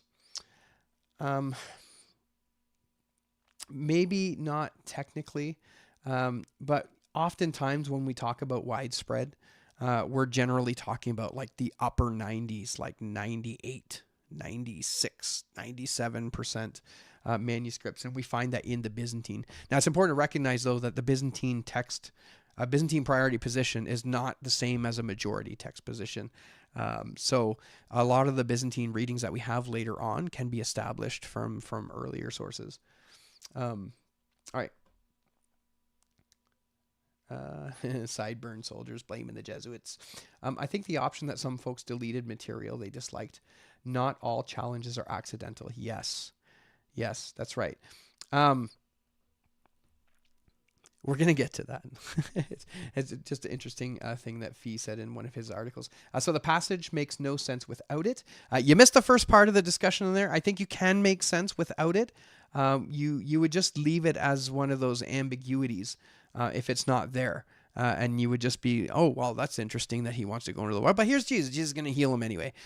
So that's kind of how you would look at it. But yeah, in going back to the other things, though, I think it's important to keep it in there just because it gives us, well, not because it gives us, I think it's original. I think it's important because it gives us an indication that spiritual things are happening that are strange. And that's to be expected from spiritual things. Okay, Codex B, you're the best around. Nothing's going to ever keep you down. It's like Rick Astley. Oh, okay. Revolution. Agoniza was for manuscripts with errors. The Hebrews, for example, would bury their manuscripts with the errors in them. F.F. Bruce said papyrus manuscripts should just be pocket Bibles and church notes. Yeah. Dwayne is cooking. I'm glad. More so. Okay. Wycliffe used a Paris Vulgate. Interesting. And he has it. Yeah, he has Angel of the Lord there. I find it. I'm just going to take a side quest here. A side quest. So, Angel of the Lord. It would be interesting if that variant were the actual text, because if Jesus, I mean, if you see Angel of the Lord as a theophany, right, a pre-incarnate view of Jesus, wherever you see Angel of the Lord in the Old Testament, it would be very strange from that perspective to have Angel of the Lord there, especially given that Jesus was there in the flesh. Just an interesting addendum. Thanks. Again, thank you very much for the $5, Brett. The St. Augustine quote. I didn't go into St. Augustine. I started running out of time on this one. So Codex, where am I going here? Codex Amiatanus has it with Angelus Autem Domini. Oh, Angel of the Lord, yeah. Angel of his Lord? Is that right? Forgive me. I'm not I don't know Latin. I'm trying to rectify that. It's just going really slow. Can someone tell me which Bible Dwayne recommended other than the King James? Did he say, no, not the NLT, the New American Standard Bible 1995 edition, okay? Not the 2020, but the 95. It'll have square brackets around some verses. Just ignore those square brackets. That's what I would say. But yeah, the New King James, I think, is the best. The best. I love it. Okay, he recommends the New King James. Awesome. You know me. You know me, Mr. Moreno. Tischendorf, okay. Matthew 17:31, 9:29 fasting. Yes, I actually did a live stream on that. I'm going to have to rename the videos. I kind of have a plan. So what I wanted to do at some point, I'm full of plans, is to have a website or some sort of place where I can create an index of all the Bible verses that I talk about.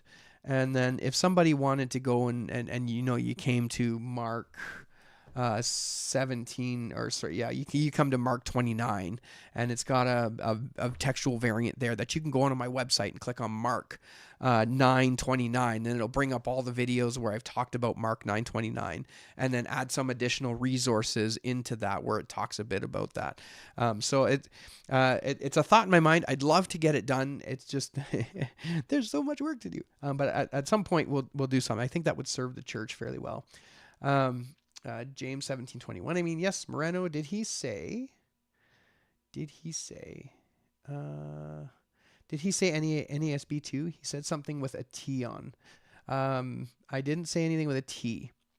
No, there's the NASB and the NKJV on his second recording. His first recommendation. No, I don't know. His first recommendation was King James, New King James. That was my first recommendation.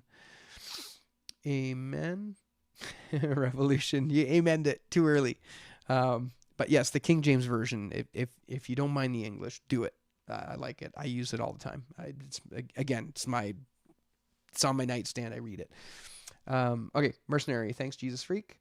Tertullian quoted the angel going into the water. Yes, I have that here. I just didn't read it. Maybe I'll pop that up and read it real quick, just so everyone can see. It was actually mentioned in Fee's article, which I stole it from. Where did I put it? I just got to remember where I put it. Did I not put it? Oh, here it is. Yeah, so Tertullian writes this. He says, "Why have I referred to such matters? So that no one should think it over difficult for God's holy angel to be present to set waters in motion for man's salvation, when an unholy angel of the evil one often does business with the same element with a view to man's perdition. If it is thought strange that an angel should do things to waters, there has already occurred a precedent of that which is to be." And of course, the precedent of that which is to be, he's referring back to John 5:4 very clearly. Interesting how he's in this passage, Tertullian seems to be suggesting that, if you're having difficulty with this idea of angels doing things to waters, listen, John 5:4 is the passage. Okay, he does it there, and not only does he refer to it in John 5:4, he really seems to refer to it as authoritative in the 200s, without any indication that it was missing from any manuscript that he might have seen. Yeah, that's a very interesting quote. And Chrysostom in the 400s in the Greek tradition, so Tertullian's in the Latin tradition, Chrysostom in the 400s refers to it, though I don't have the quote here. All right, so Tertullian quoted. We're almost at the bottom of the comments there. I'm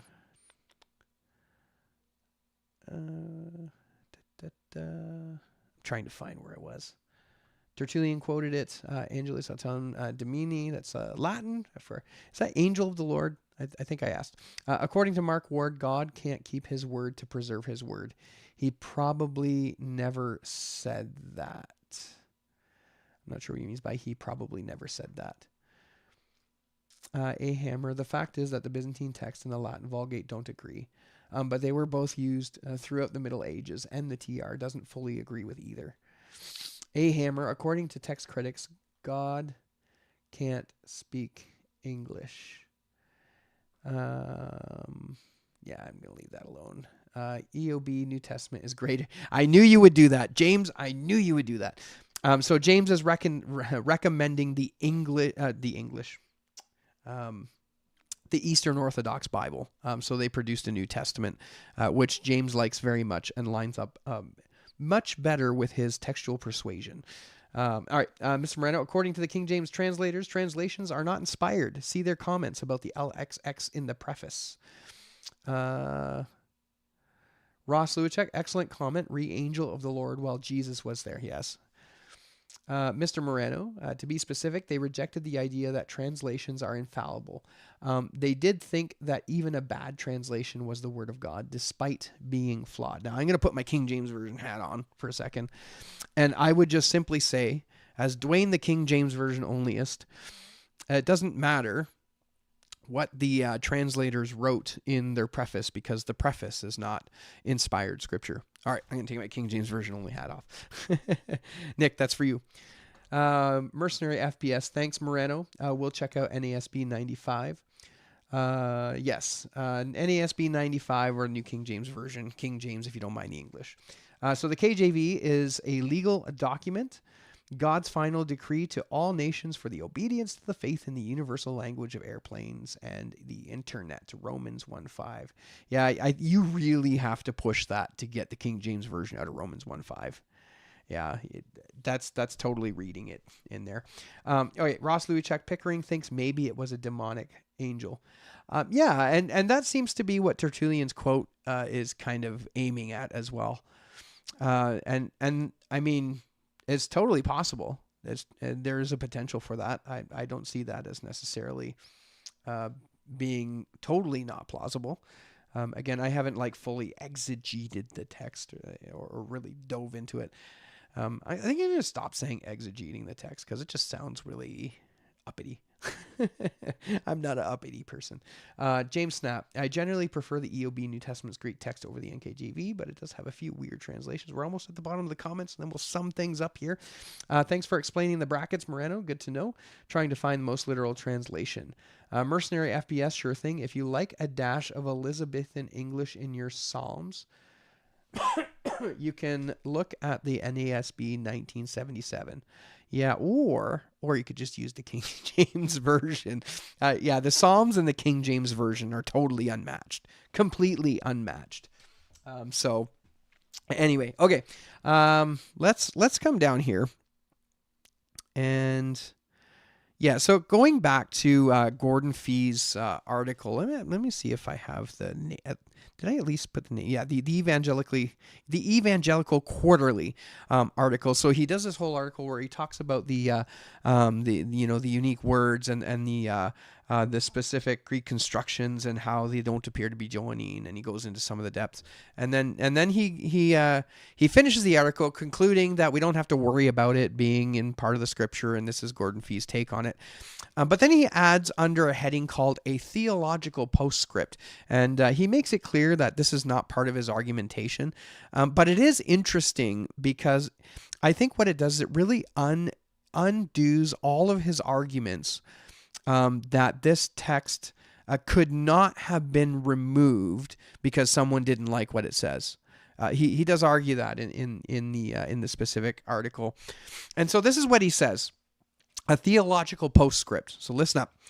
I won't show it just because I don't know if I can, but all right. So here, there is a kind of capriciousness to grace that allows only one person to be healed, and only the first one into the pool at that. It is no surprise that the invalid whom Jesus cured had lain there 38 years. His condition was such that he could never have been the first one into the pool. One wonders how this can be grace that loads all the advantages towards the one who is least sick and thus most able to jump into the pool, while month after month, year after year, those who need it most lose hope for ever being made whole. One can gladly affirm that such an account is no part of the inspired original. Now, I don't know about you, but it's almost funny.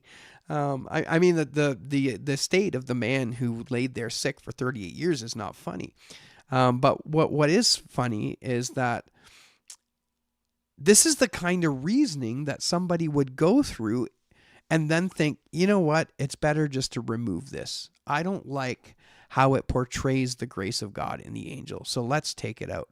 So in this article in which he shares the reasons for why this passage would be removed, he goes and then kind of concludes that there really isn't one. He then goes on in this theological postscript to give us a theological reason about why he finds it okay that this passage isn't scripture, which could also be why someone might find it okay to remove this passage. Now, somebody made a comment in the comments about this very thing.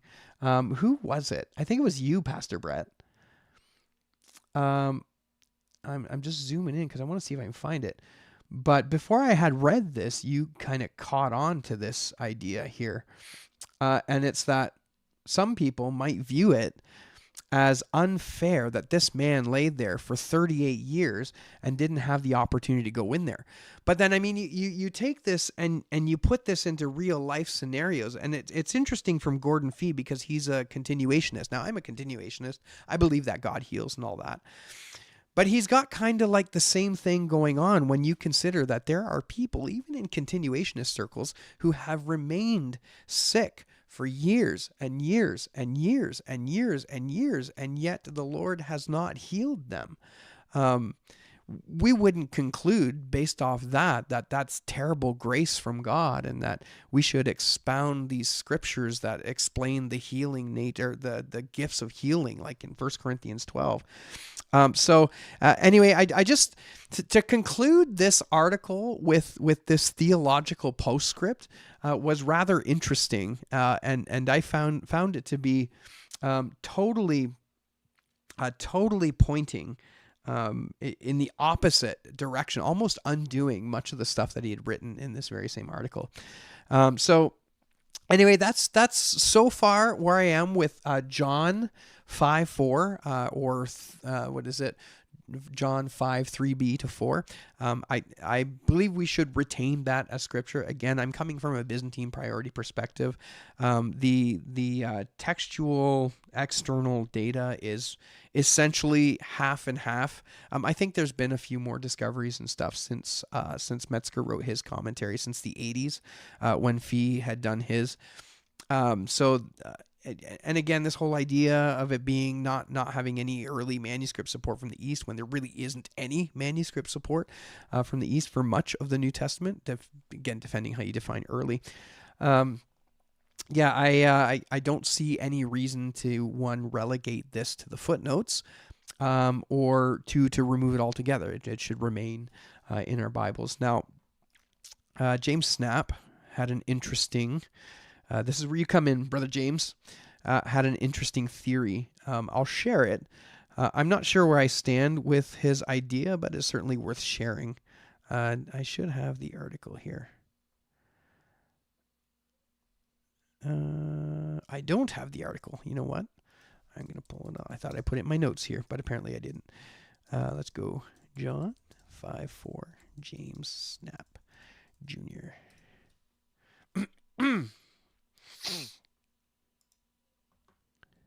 Oh. Hang on, I gotta find it because it's really interesting.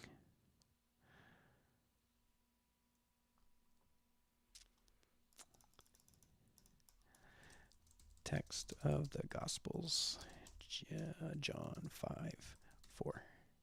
5:4. Excuse me. There we go. John 5:3b, original or not. I'll pop this up here.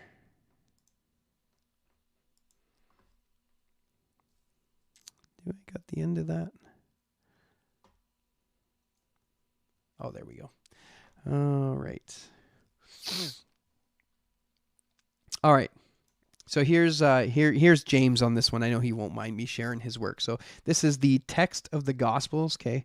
Come here. I'll put a link in there. You can read his whole article later. He goes into a lot more detail than I did here, even though I have been on here for more than 2 hours.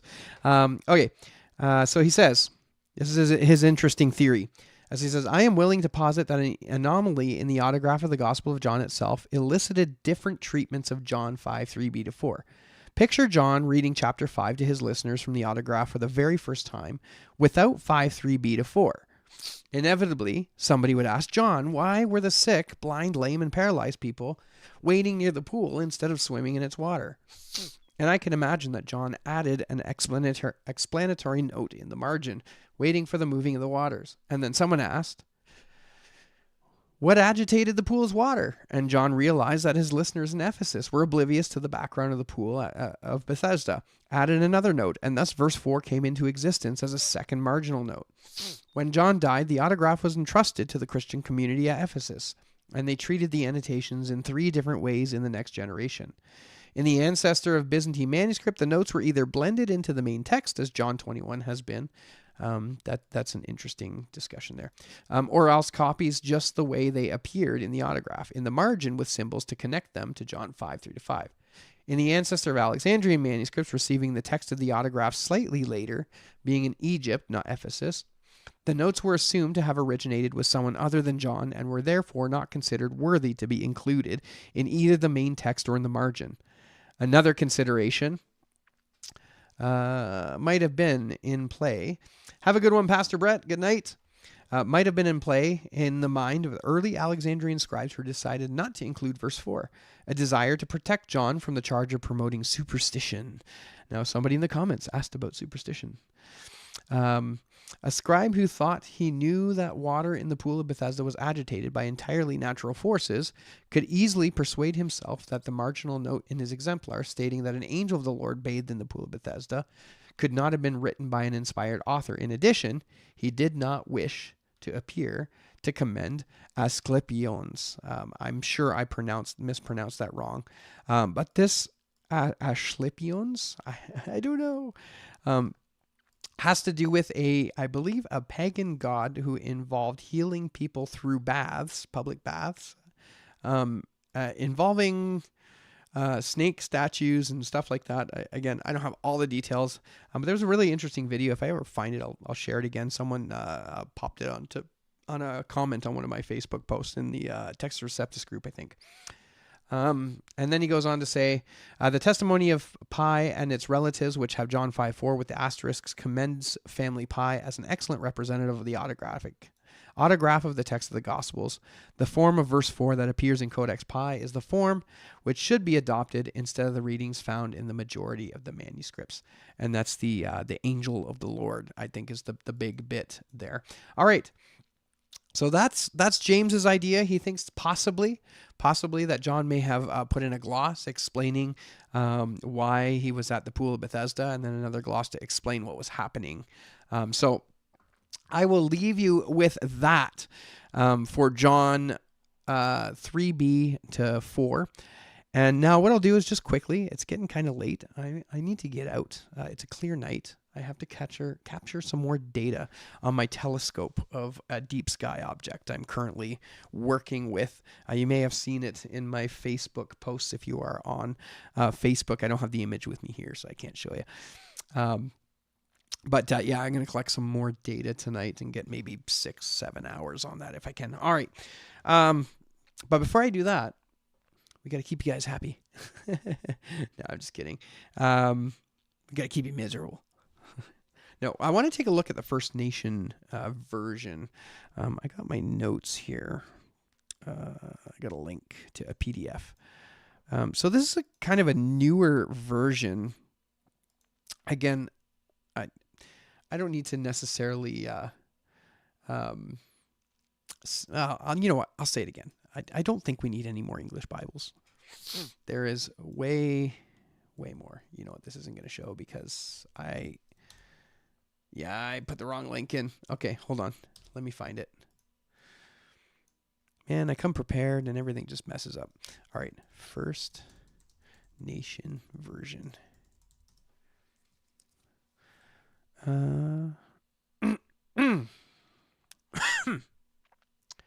Oh, came out in 2021 apparently.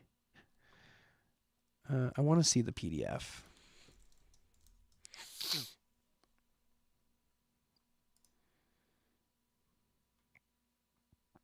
Yeah. Okay, here it is. All right. Whoop.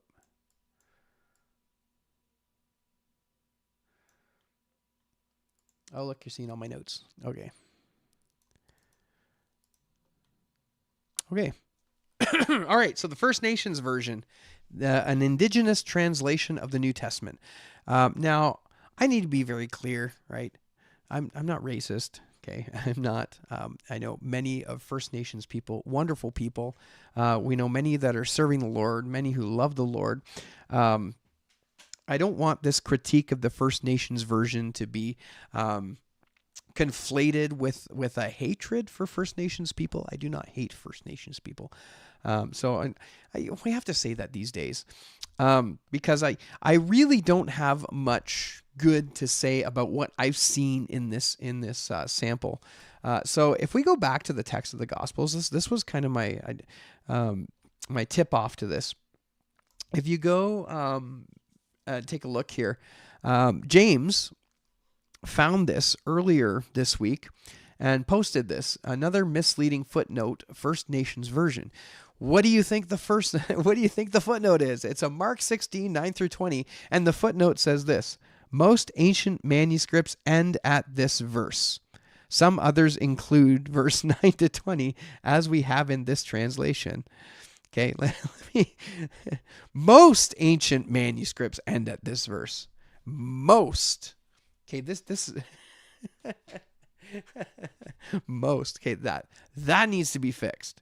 That needs to be fixed.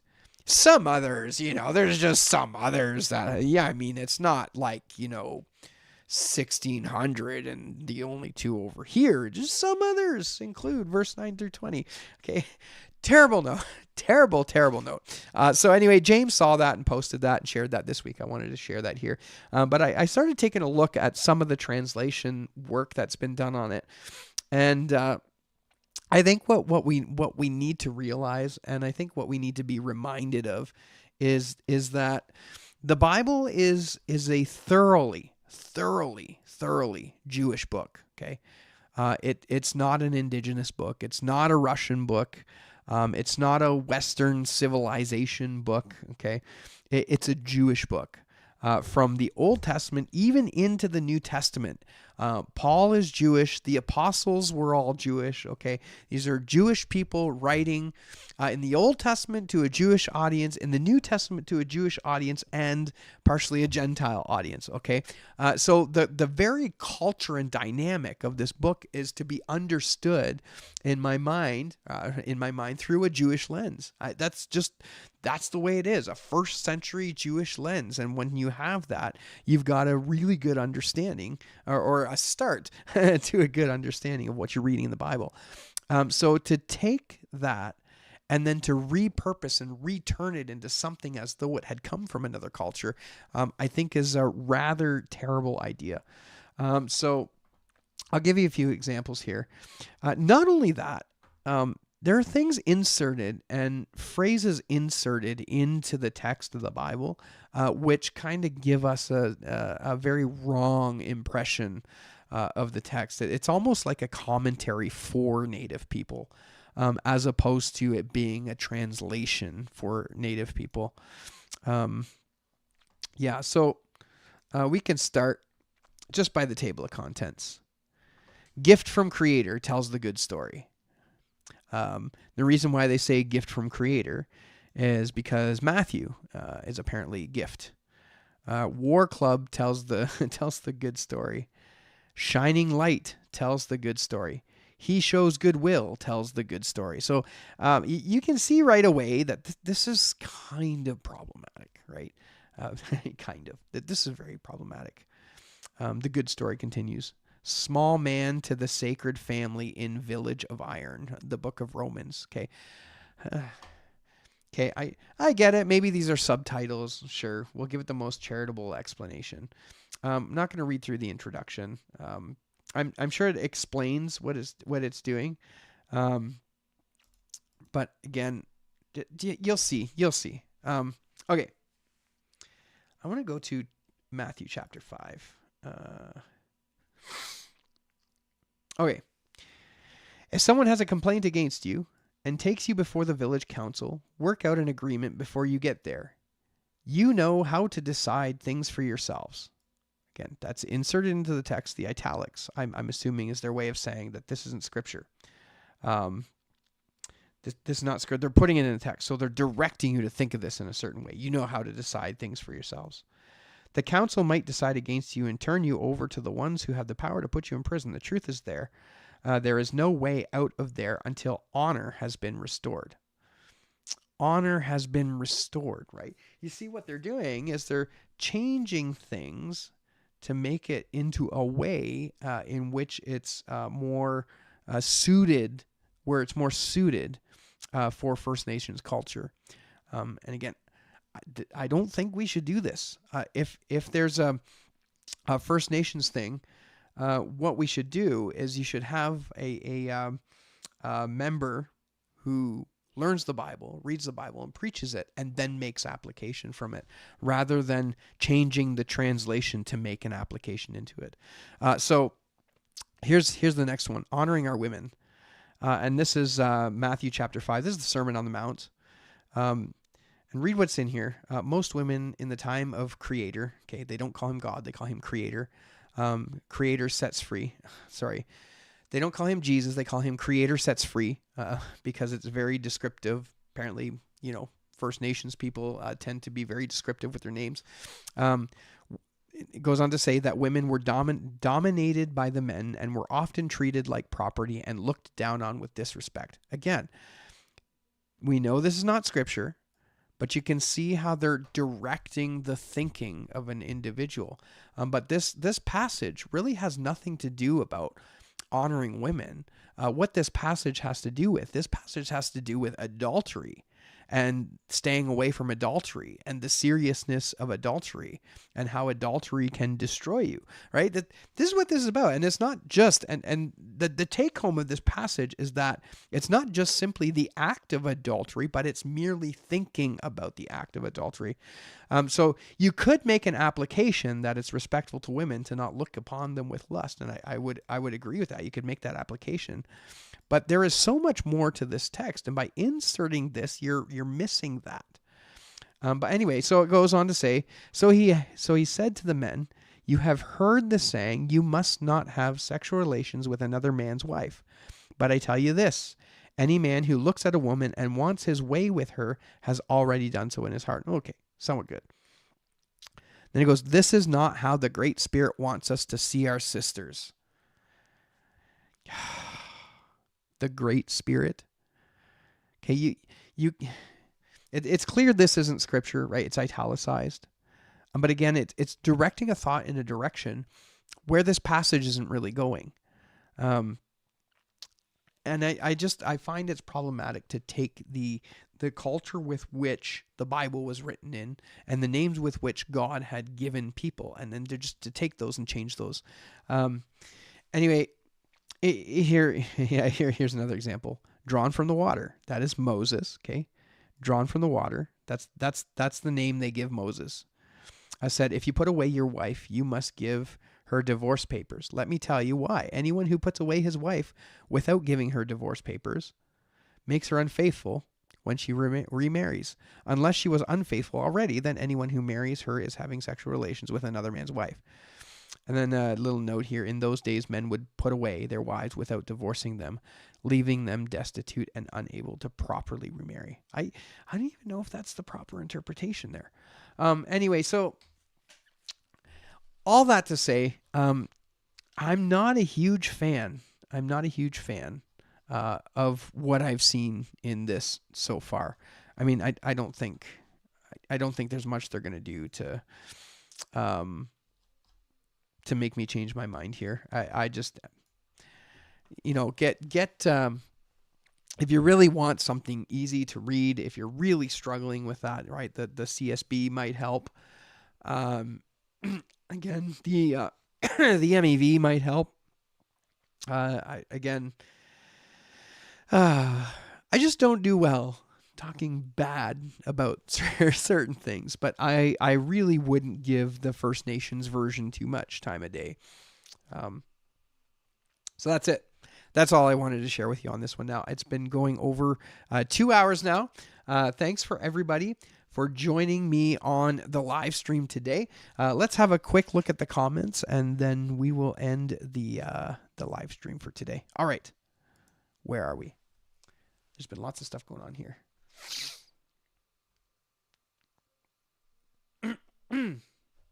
NIV onlyist? NIV, oh. Okay. Oh, lots of comments. Okay, it looks like we got a bit of... Pickering thinks maybe it was a demonic angel. Yes, going back to the angel who's stirring the water. It could be. Thanks for explaining the brackets. We went up too far. The ESOR GNT is from the patristics and no icons. Oh, I'll skip my last one. Okay. A Pentecostal who thinks God can't preserve his word in the universal language of the internet. All for the glory of God. Yeah, I'll touch on this one thing. The reason why I don't think that the King James Version is it, every last letter of the King James Version, is because there are features. There are features in the Greek Bible that don't come over into English. And I wrote about one just recently. So there is in the Lord's Prayer. So the preamble to the Lord's Prayer, Jesus says, when you pray, pray this. And then he goes on to, our Father who art in heaven, hallowed be thy name. When you pray, pray this. So in English, we have to have the pronoun you. That's just how it is. We must have it.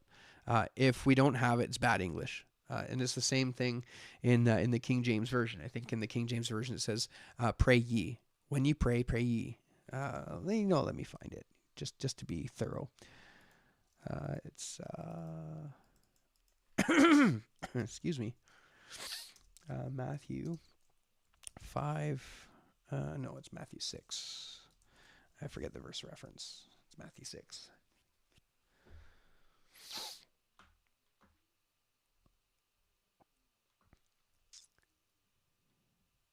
Therefore, do not be like them. There it is. In this manner, therefore, pray. Okay, that's what it is.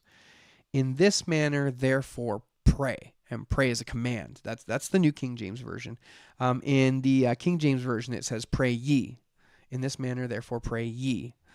So you have to have, when there's a command, you don't put you in modern English. In the King James Version, when there's a command, you have to put the pronoun. So pray ye versus pray, right? That's the command, pray. Now, you can't really, in modern English, put a pronoun with pray. It just doesn't work. In this manner, therefore, pray you. Okay, that sounds kind of weird, right? Like, because we don't talk like that. That's not how English works. But so we don't have the pronoun in modern English, and the King James Version has the pronoun pray ye. So that's all of you, pray you. So it gets that in the King James Version. But the feature that doesn't come over into Greek is the emphasis that is put on you, on the pronoun. So in the New King James Version, okay, I'm sharing that right now. In the New King James Version, you lose the pronoun you, which is in Greek. In fact, it's explicit in Greek. So because English, modern English, doesn't use pronouns with commands, it's left out. But it's still in there in the Greek. And then again, in the King James Version, pray ye, it's required. You can't leave it out in King James English. A command without the pronoun just doesn't work. Now, where it gets interesting is in Greek, you can have a pronoun embedded in the verb. So it has a different form of the verb depending on who is commanded to do it, whether it's you are commanded to do it or whether someone else is commanded to do it, like a third person. So you can have third person commands. We don't do that in English, but you can in Greek, but that's not the feature here. But the feature is that if you have a verb with this implied you in it, right, with it built in, if you add the pronoun, you put emphasis on the pronoun. So we don't have anything that works like this in English. So why does that make a big deal? Well, it makes a big deal because what happens here is if you look at the context of this passage, in the verses beforehand, Jesus is making a comparison between the hypocrites and how they pray, and he's showing how the hypocrites, they go out on the street corners and they blare it out for everybody to see that they're praying, right? And they want everybody to know so they get their reward. Or they pray too much and they pray very repetitively thinking that the Lord is hearing them or whatever it is. It's right after this when Jesus says, in this manner, therefore, pray. Okay. Now, in Greek, when you look at that and you have this emphasized pronoun, it makes you look back at what you just read and makes you see, like it's exceptionally strong. It makes you see that what Jesus is doing here is he's not only commanding you to pray in a specific way, but he's also commanding you to not pray like the hypocrites who just passed. Now you could say, yeah, I see it in the context, and we can see it in the context, and that's all fine and good. But from a King James Version only perspective, if the context is good there, then the context should be good without the is it the third person plural pronouns, ye and thee. But even still, the fact that we don't have a way, I mean, we do, it's italics, but the King James Version uses italics in a much different way than we would today. The italics in the King James Version just say these are words that are supplied because we need it in order to make sense of the sentence. Today, we use italics to show where there's emphasis. So, yeah, that emphasis is lost. completely lost. The explicit emphasis is lost between Greek and English, even the King James Version. So there are features like this in Greek which don't come over into English. And so because the English is unable to show that, like this example here, English is missing something that the Greek has. Therefore, English hasn't preserved a portion of the meaning that the Greek text has. So that's why I can't. I wrestled with the TR and Byzantine discussion because I think there's more to the TR than there is from going to a straight up King James Version only position. Again, we don't have those features don't come over, and there's a couple more like the perfect tense. You can express them somewhat in English, but in places like when Jesus says it is finished, that's a perfect tense. Not only is it finished, but it's finished with ongoing implicative results. Again, you don't see that when it comes over in English. You don't see that when it comes over into the King James. So it's not that the King James is mistranslating these things here. It's just simply that the King James can't render it in because of a limitation of the language of English. Yeah, I think by putting those limits, by having those limits inherently in English, I think it precludes the King James Version from being the authentic one-to-one wording. Anyway, that you got me on a little bit of a tangent there, Hammer. Yeah, I think the Byzantine text is God's inspired word. Pastor Brett, all for the glory of God. Mercenary FPS, the EOB is adapted from the WEB. Yes. It is. Yeah, that's right. Which was a tad less literal than the NASB. Get Gnomed, a Hammer English, isn't even the most spoken language. Yeah, English is not. No, it'll be either Mandarin or some other dialect in China. Or even, I think... Oh, no, I think Hindu might be? Hindi. One of those East Indian languages could be as well. All right, fair is whatever God says it is. Yeah, that's right. Mr. Moreno, don't worry about it. Thank you. Also, Dwayne didn't say God didn't preserve his word. Yes, he did preserve his word. I think his word is preserved amongst the Byzantine text. Ross Lewichuk, E-Sword, this Greek New Testament is 1904 patriarchal. Yes. The universal language of the internet is 21st century English, so it's time to become NIV 2011 onlyest. I really don't like the NIV, so that would be tough for me. Yeah, I don't like the NIV either, especially now with the newer updates. No offense to anybody who uses the NIV. I do want to make a proper translation of the TTT, but I lack the mad skills. Nice. Mad skills.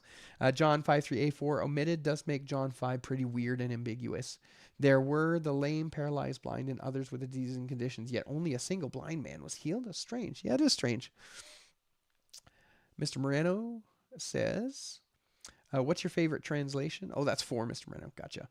These passages in Luke that specifically talk about God having the prerogative to capricious. It's the only mention of Elisha, KJV, Eliseus, in the New Testament. Interesting. If the Bible is not a legal document, then how can Jesus judge the world in righteousness? I wouldn't see the Bible, maybe parts of the Bible. I wouldn't see the whole Bible as a legal document. That's a rather interesting claim there. Mr. Moreno, get gnome. My favorite translation is the version that exists in my head when I flip between the NRS and the ESV. I have nitpicks with both. NIV onlyus. Good night, all.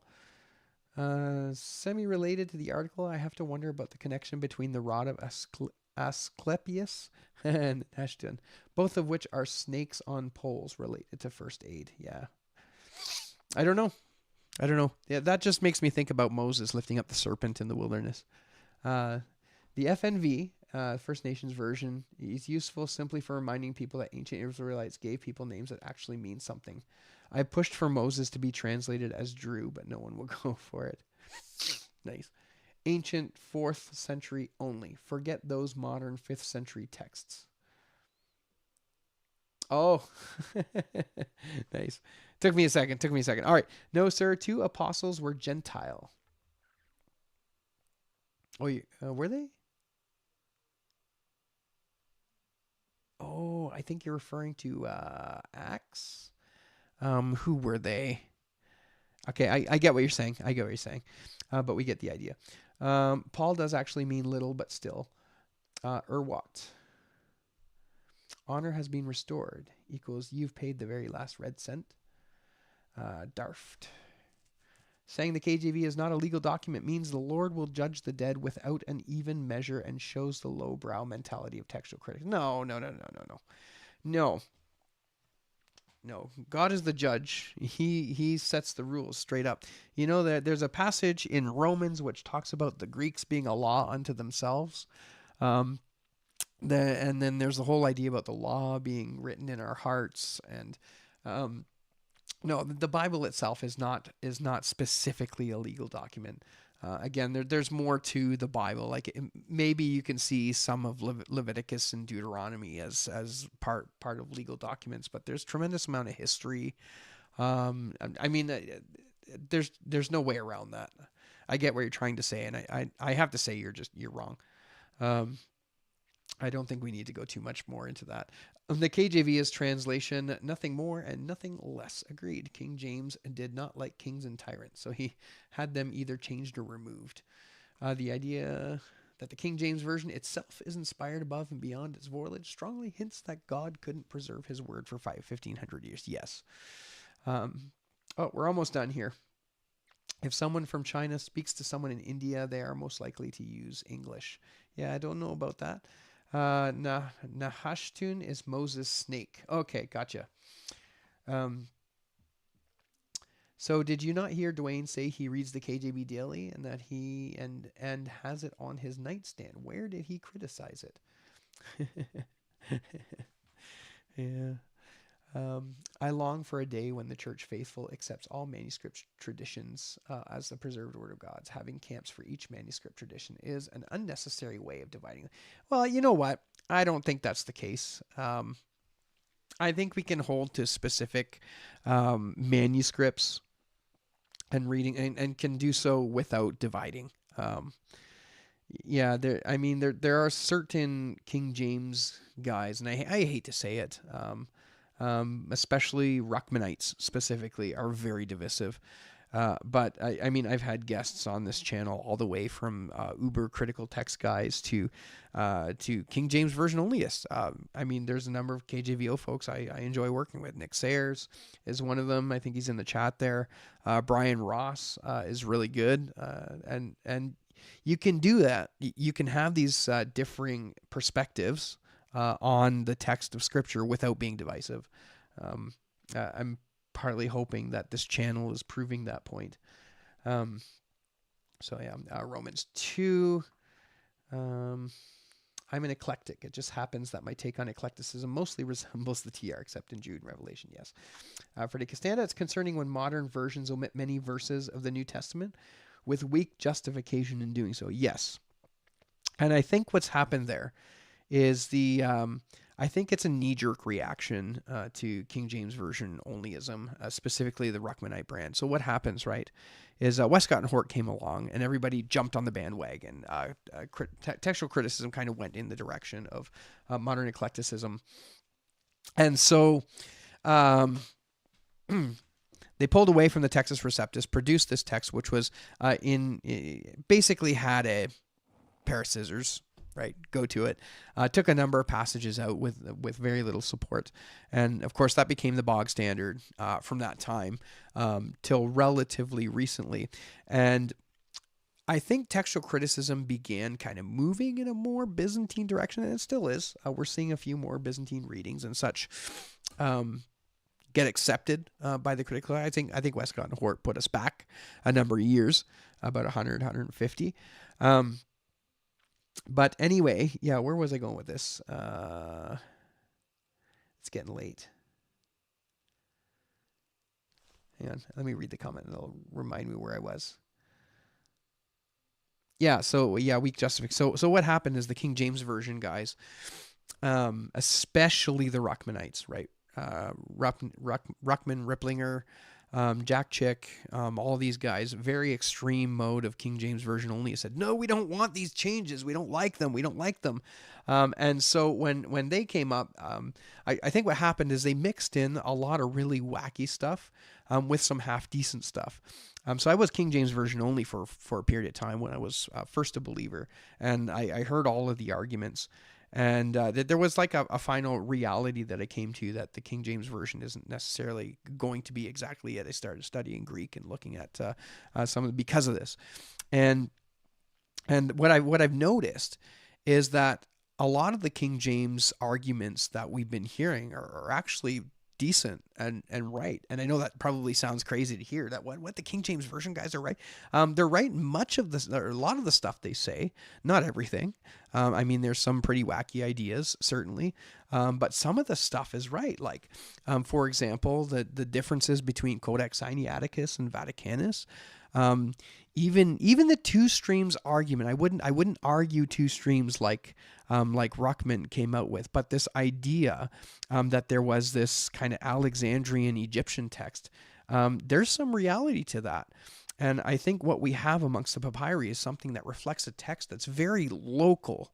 And what we end up with is this local Egyptian text without any sort of reasoning about much of what's beyond that. I think there's a little bit of truth to that. So when you come to a number of these passages, and this is partly why we're going through these 16 verses, is because these 16 verses have been largely unquestioned, and I think it's because what's happened is people go, well, it was in the King James Version, so we know that the King James Version isn't right, and so we're just going to leave it how it is and not question these verses. But when you come back to these verses and begin to question them, you begin to see that most of them don't have the justification to remove them. Especially, just look at the last couple verses we did. Dr. Peter Gurry, I guess Mark, Dr. Peter Gurry agreed with me on one of them where it was Codex Vaticanus and Sinaiticus had the passage, but it was a clear indication that homoteleuton was the cause of this problem and should have been remained in the text. So I think what we have there is this kind of like pendulum back and forth overreaction to Ruckmanism. And so when we revisit some of these passages, we can see them in a rather different light. At least that's what I'm thinking from more of a Byzantine perspective. So hope that helps you out, Get Gnomed. Friendly Neighborhood Jesus Freak says, I don't hold to a textual feedism. There's a method to my madness. And then the whole modern free world is based on English that was standardized by the King James Version. Yeah, and the whole the whole Mediterranean world was based on Latin. I mean, Rome was ruler of everything, and yet it was written in Greek. Get Gnomed, what website do you use for scholarly articles and works on textual criticism?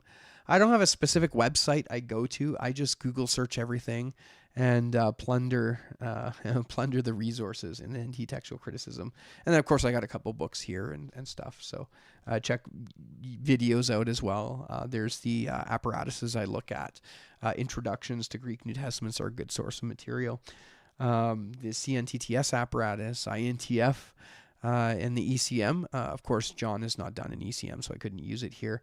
There's manuscripts at CSNTM. So there's lots of resources available. All right. And this is my Holy Assembly for Rosh Hashanah. Nice. Criticizing the KJV is criticizing Jesus hymns. No, dude, you're out of line. That's insane. That's insane. Freddie Costanda, I simply believe we have the Christian freedom to use our minds and reason which variants are original or correct, but in the end, all variants should be viewed with the same reverence and holiness. Yeah, I don't know. I'll have to think about that one. Interesting. Okay, that's bibliology. Yeah, he's out of line. Yeah, say stuff like that again. I'm going to have to mute you or something. That's too much. Equating the KJV itself with God crosses the line into idolatry. So there is no perfect Bible in any language yes, there is in Greek. It's the Byzantine text. Sideburn Soldier Hammer. I bet if you go to church, you'd interrupt the preacher every 5 minutes. LOL, he probably thinks he's too holy for the church. Okay. Let's not go into. He's retracting messages and all that. So he's writing before thinking. That's typically what that means when you retract messages a lot. So a few reformations, and then our last comment here. I think this is probably a good time to call it a night. So he says the scriptures are perfectly preserved through the imperfect works of multiplicity of manuscript traditions. All are holy and all should be read.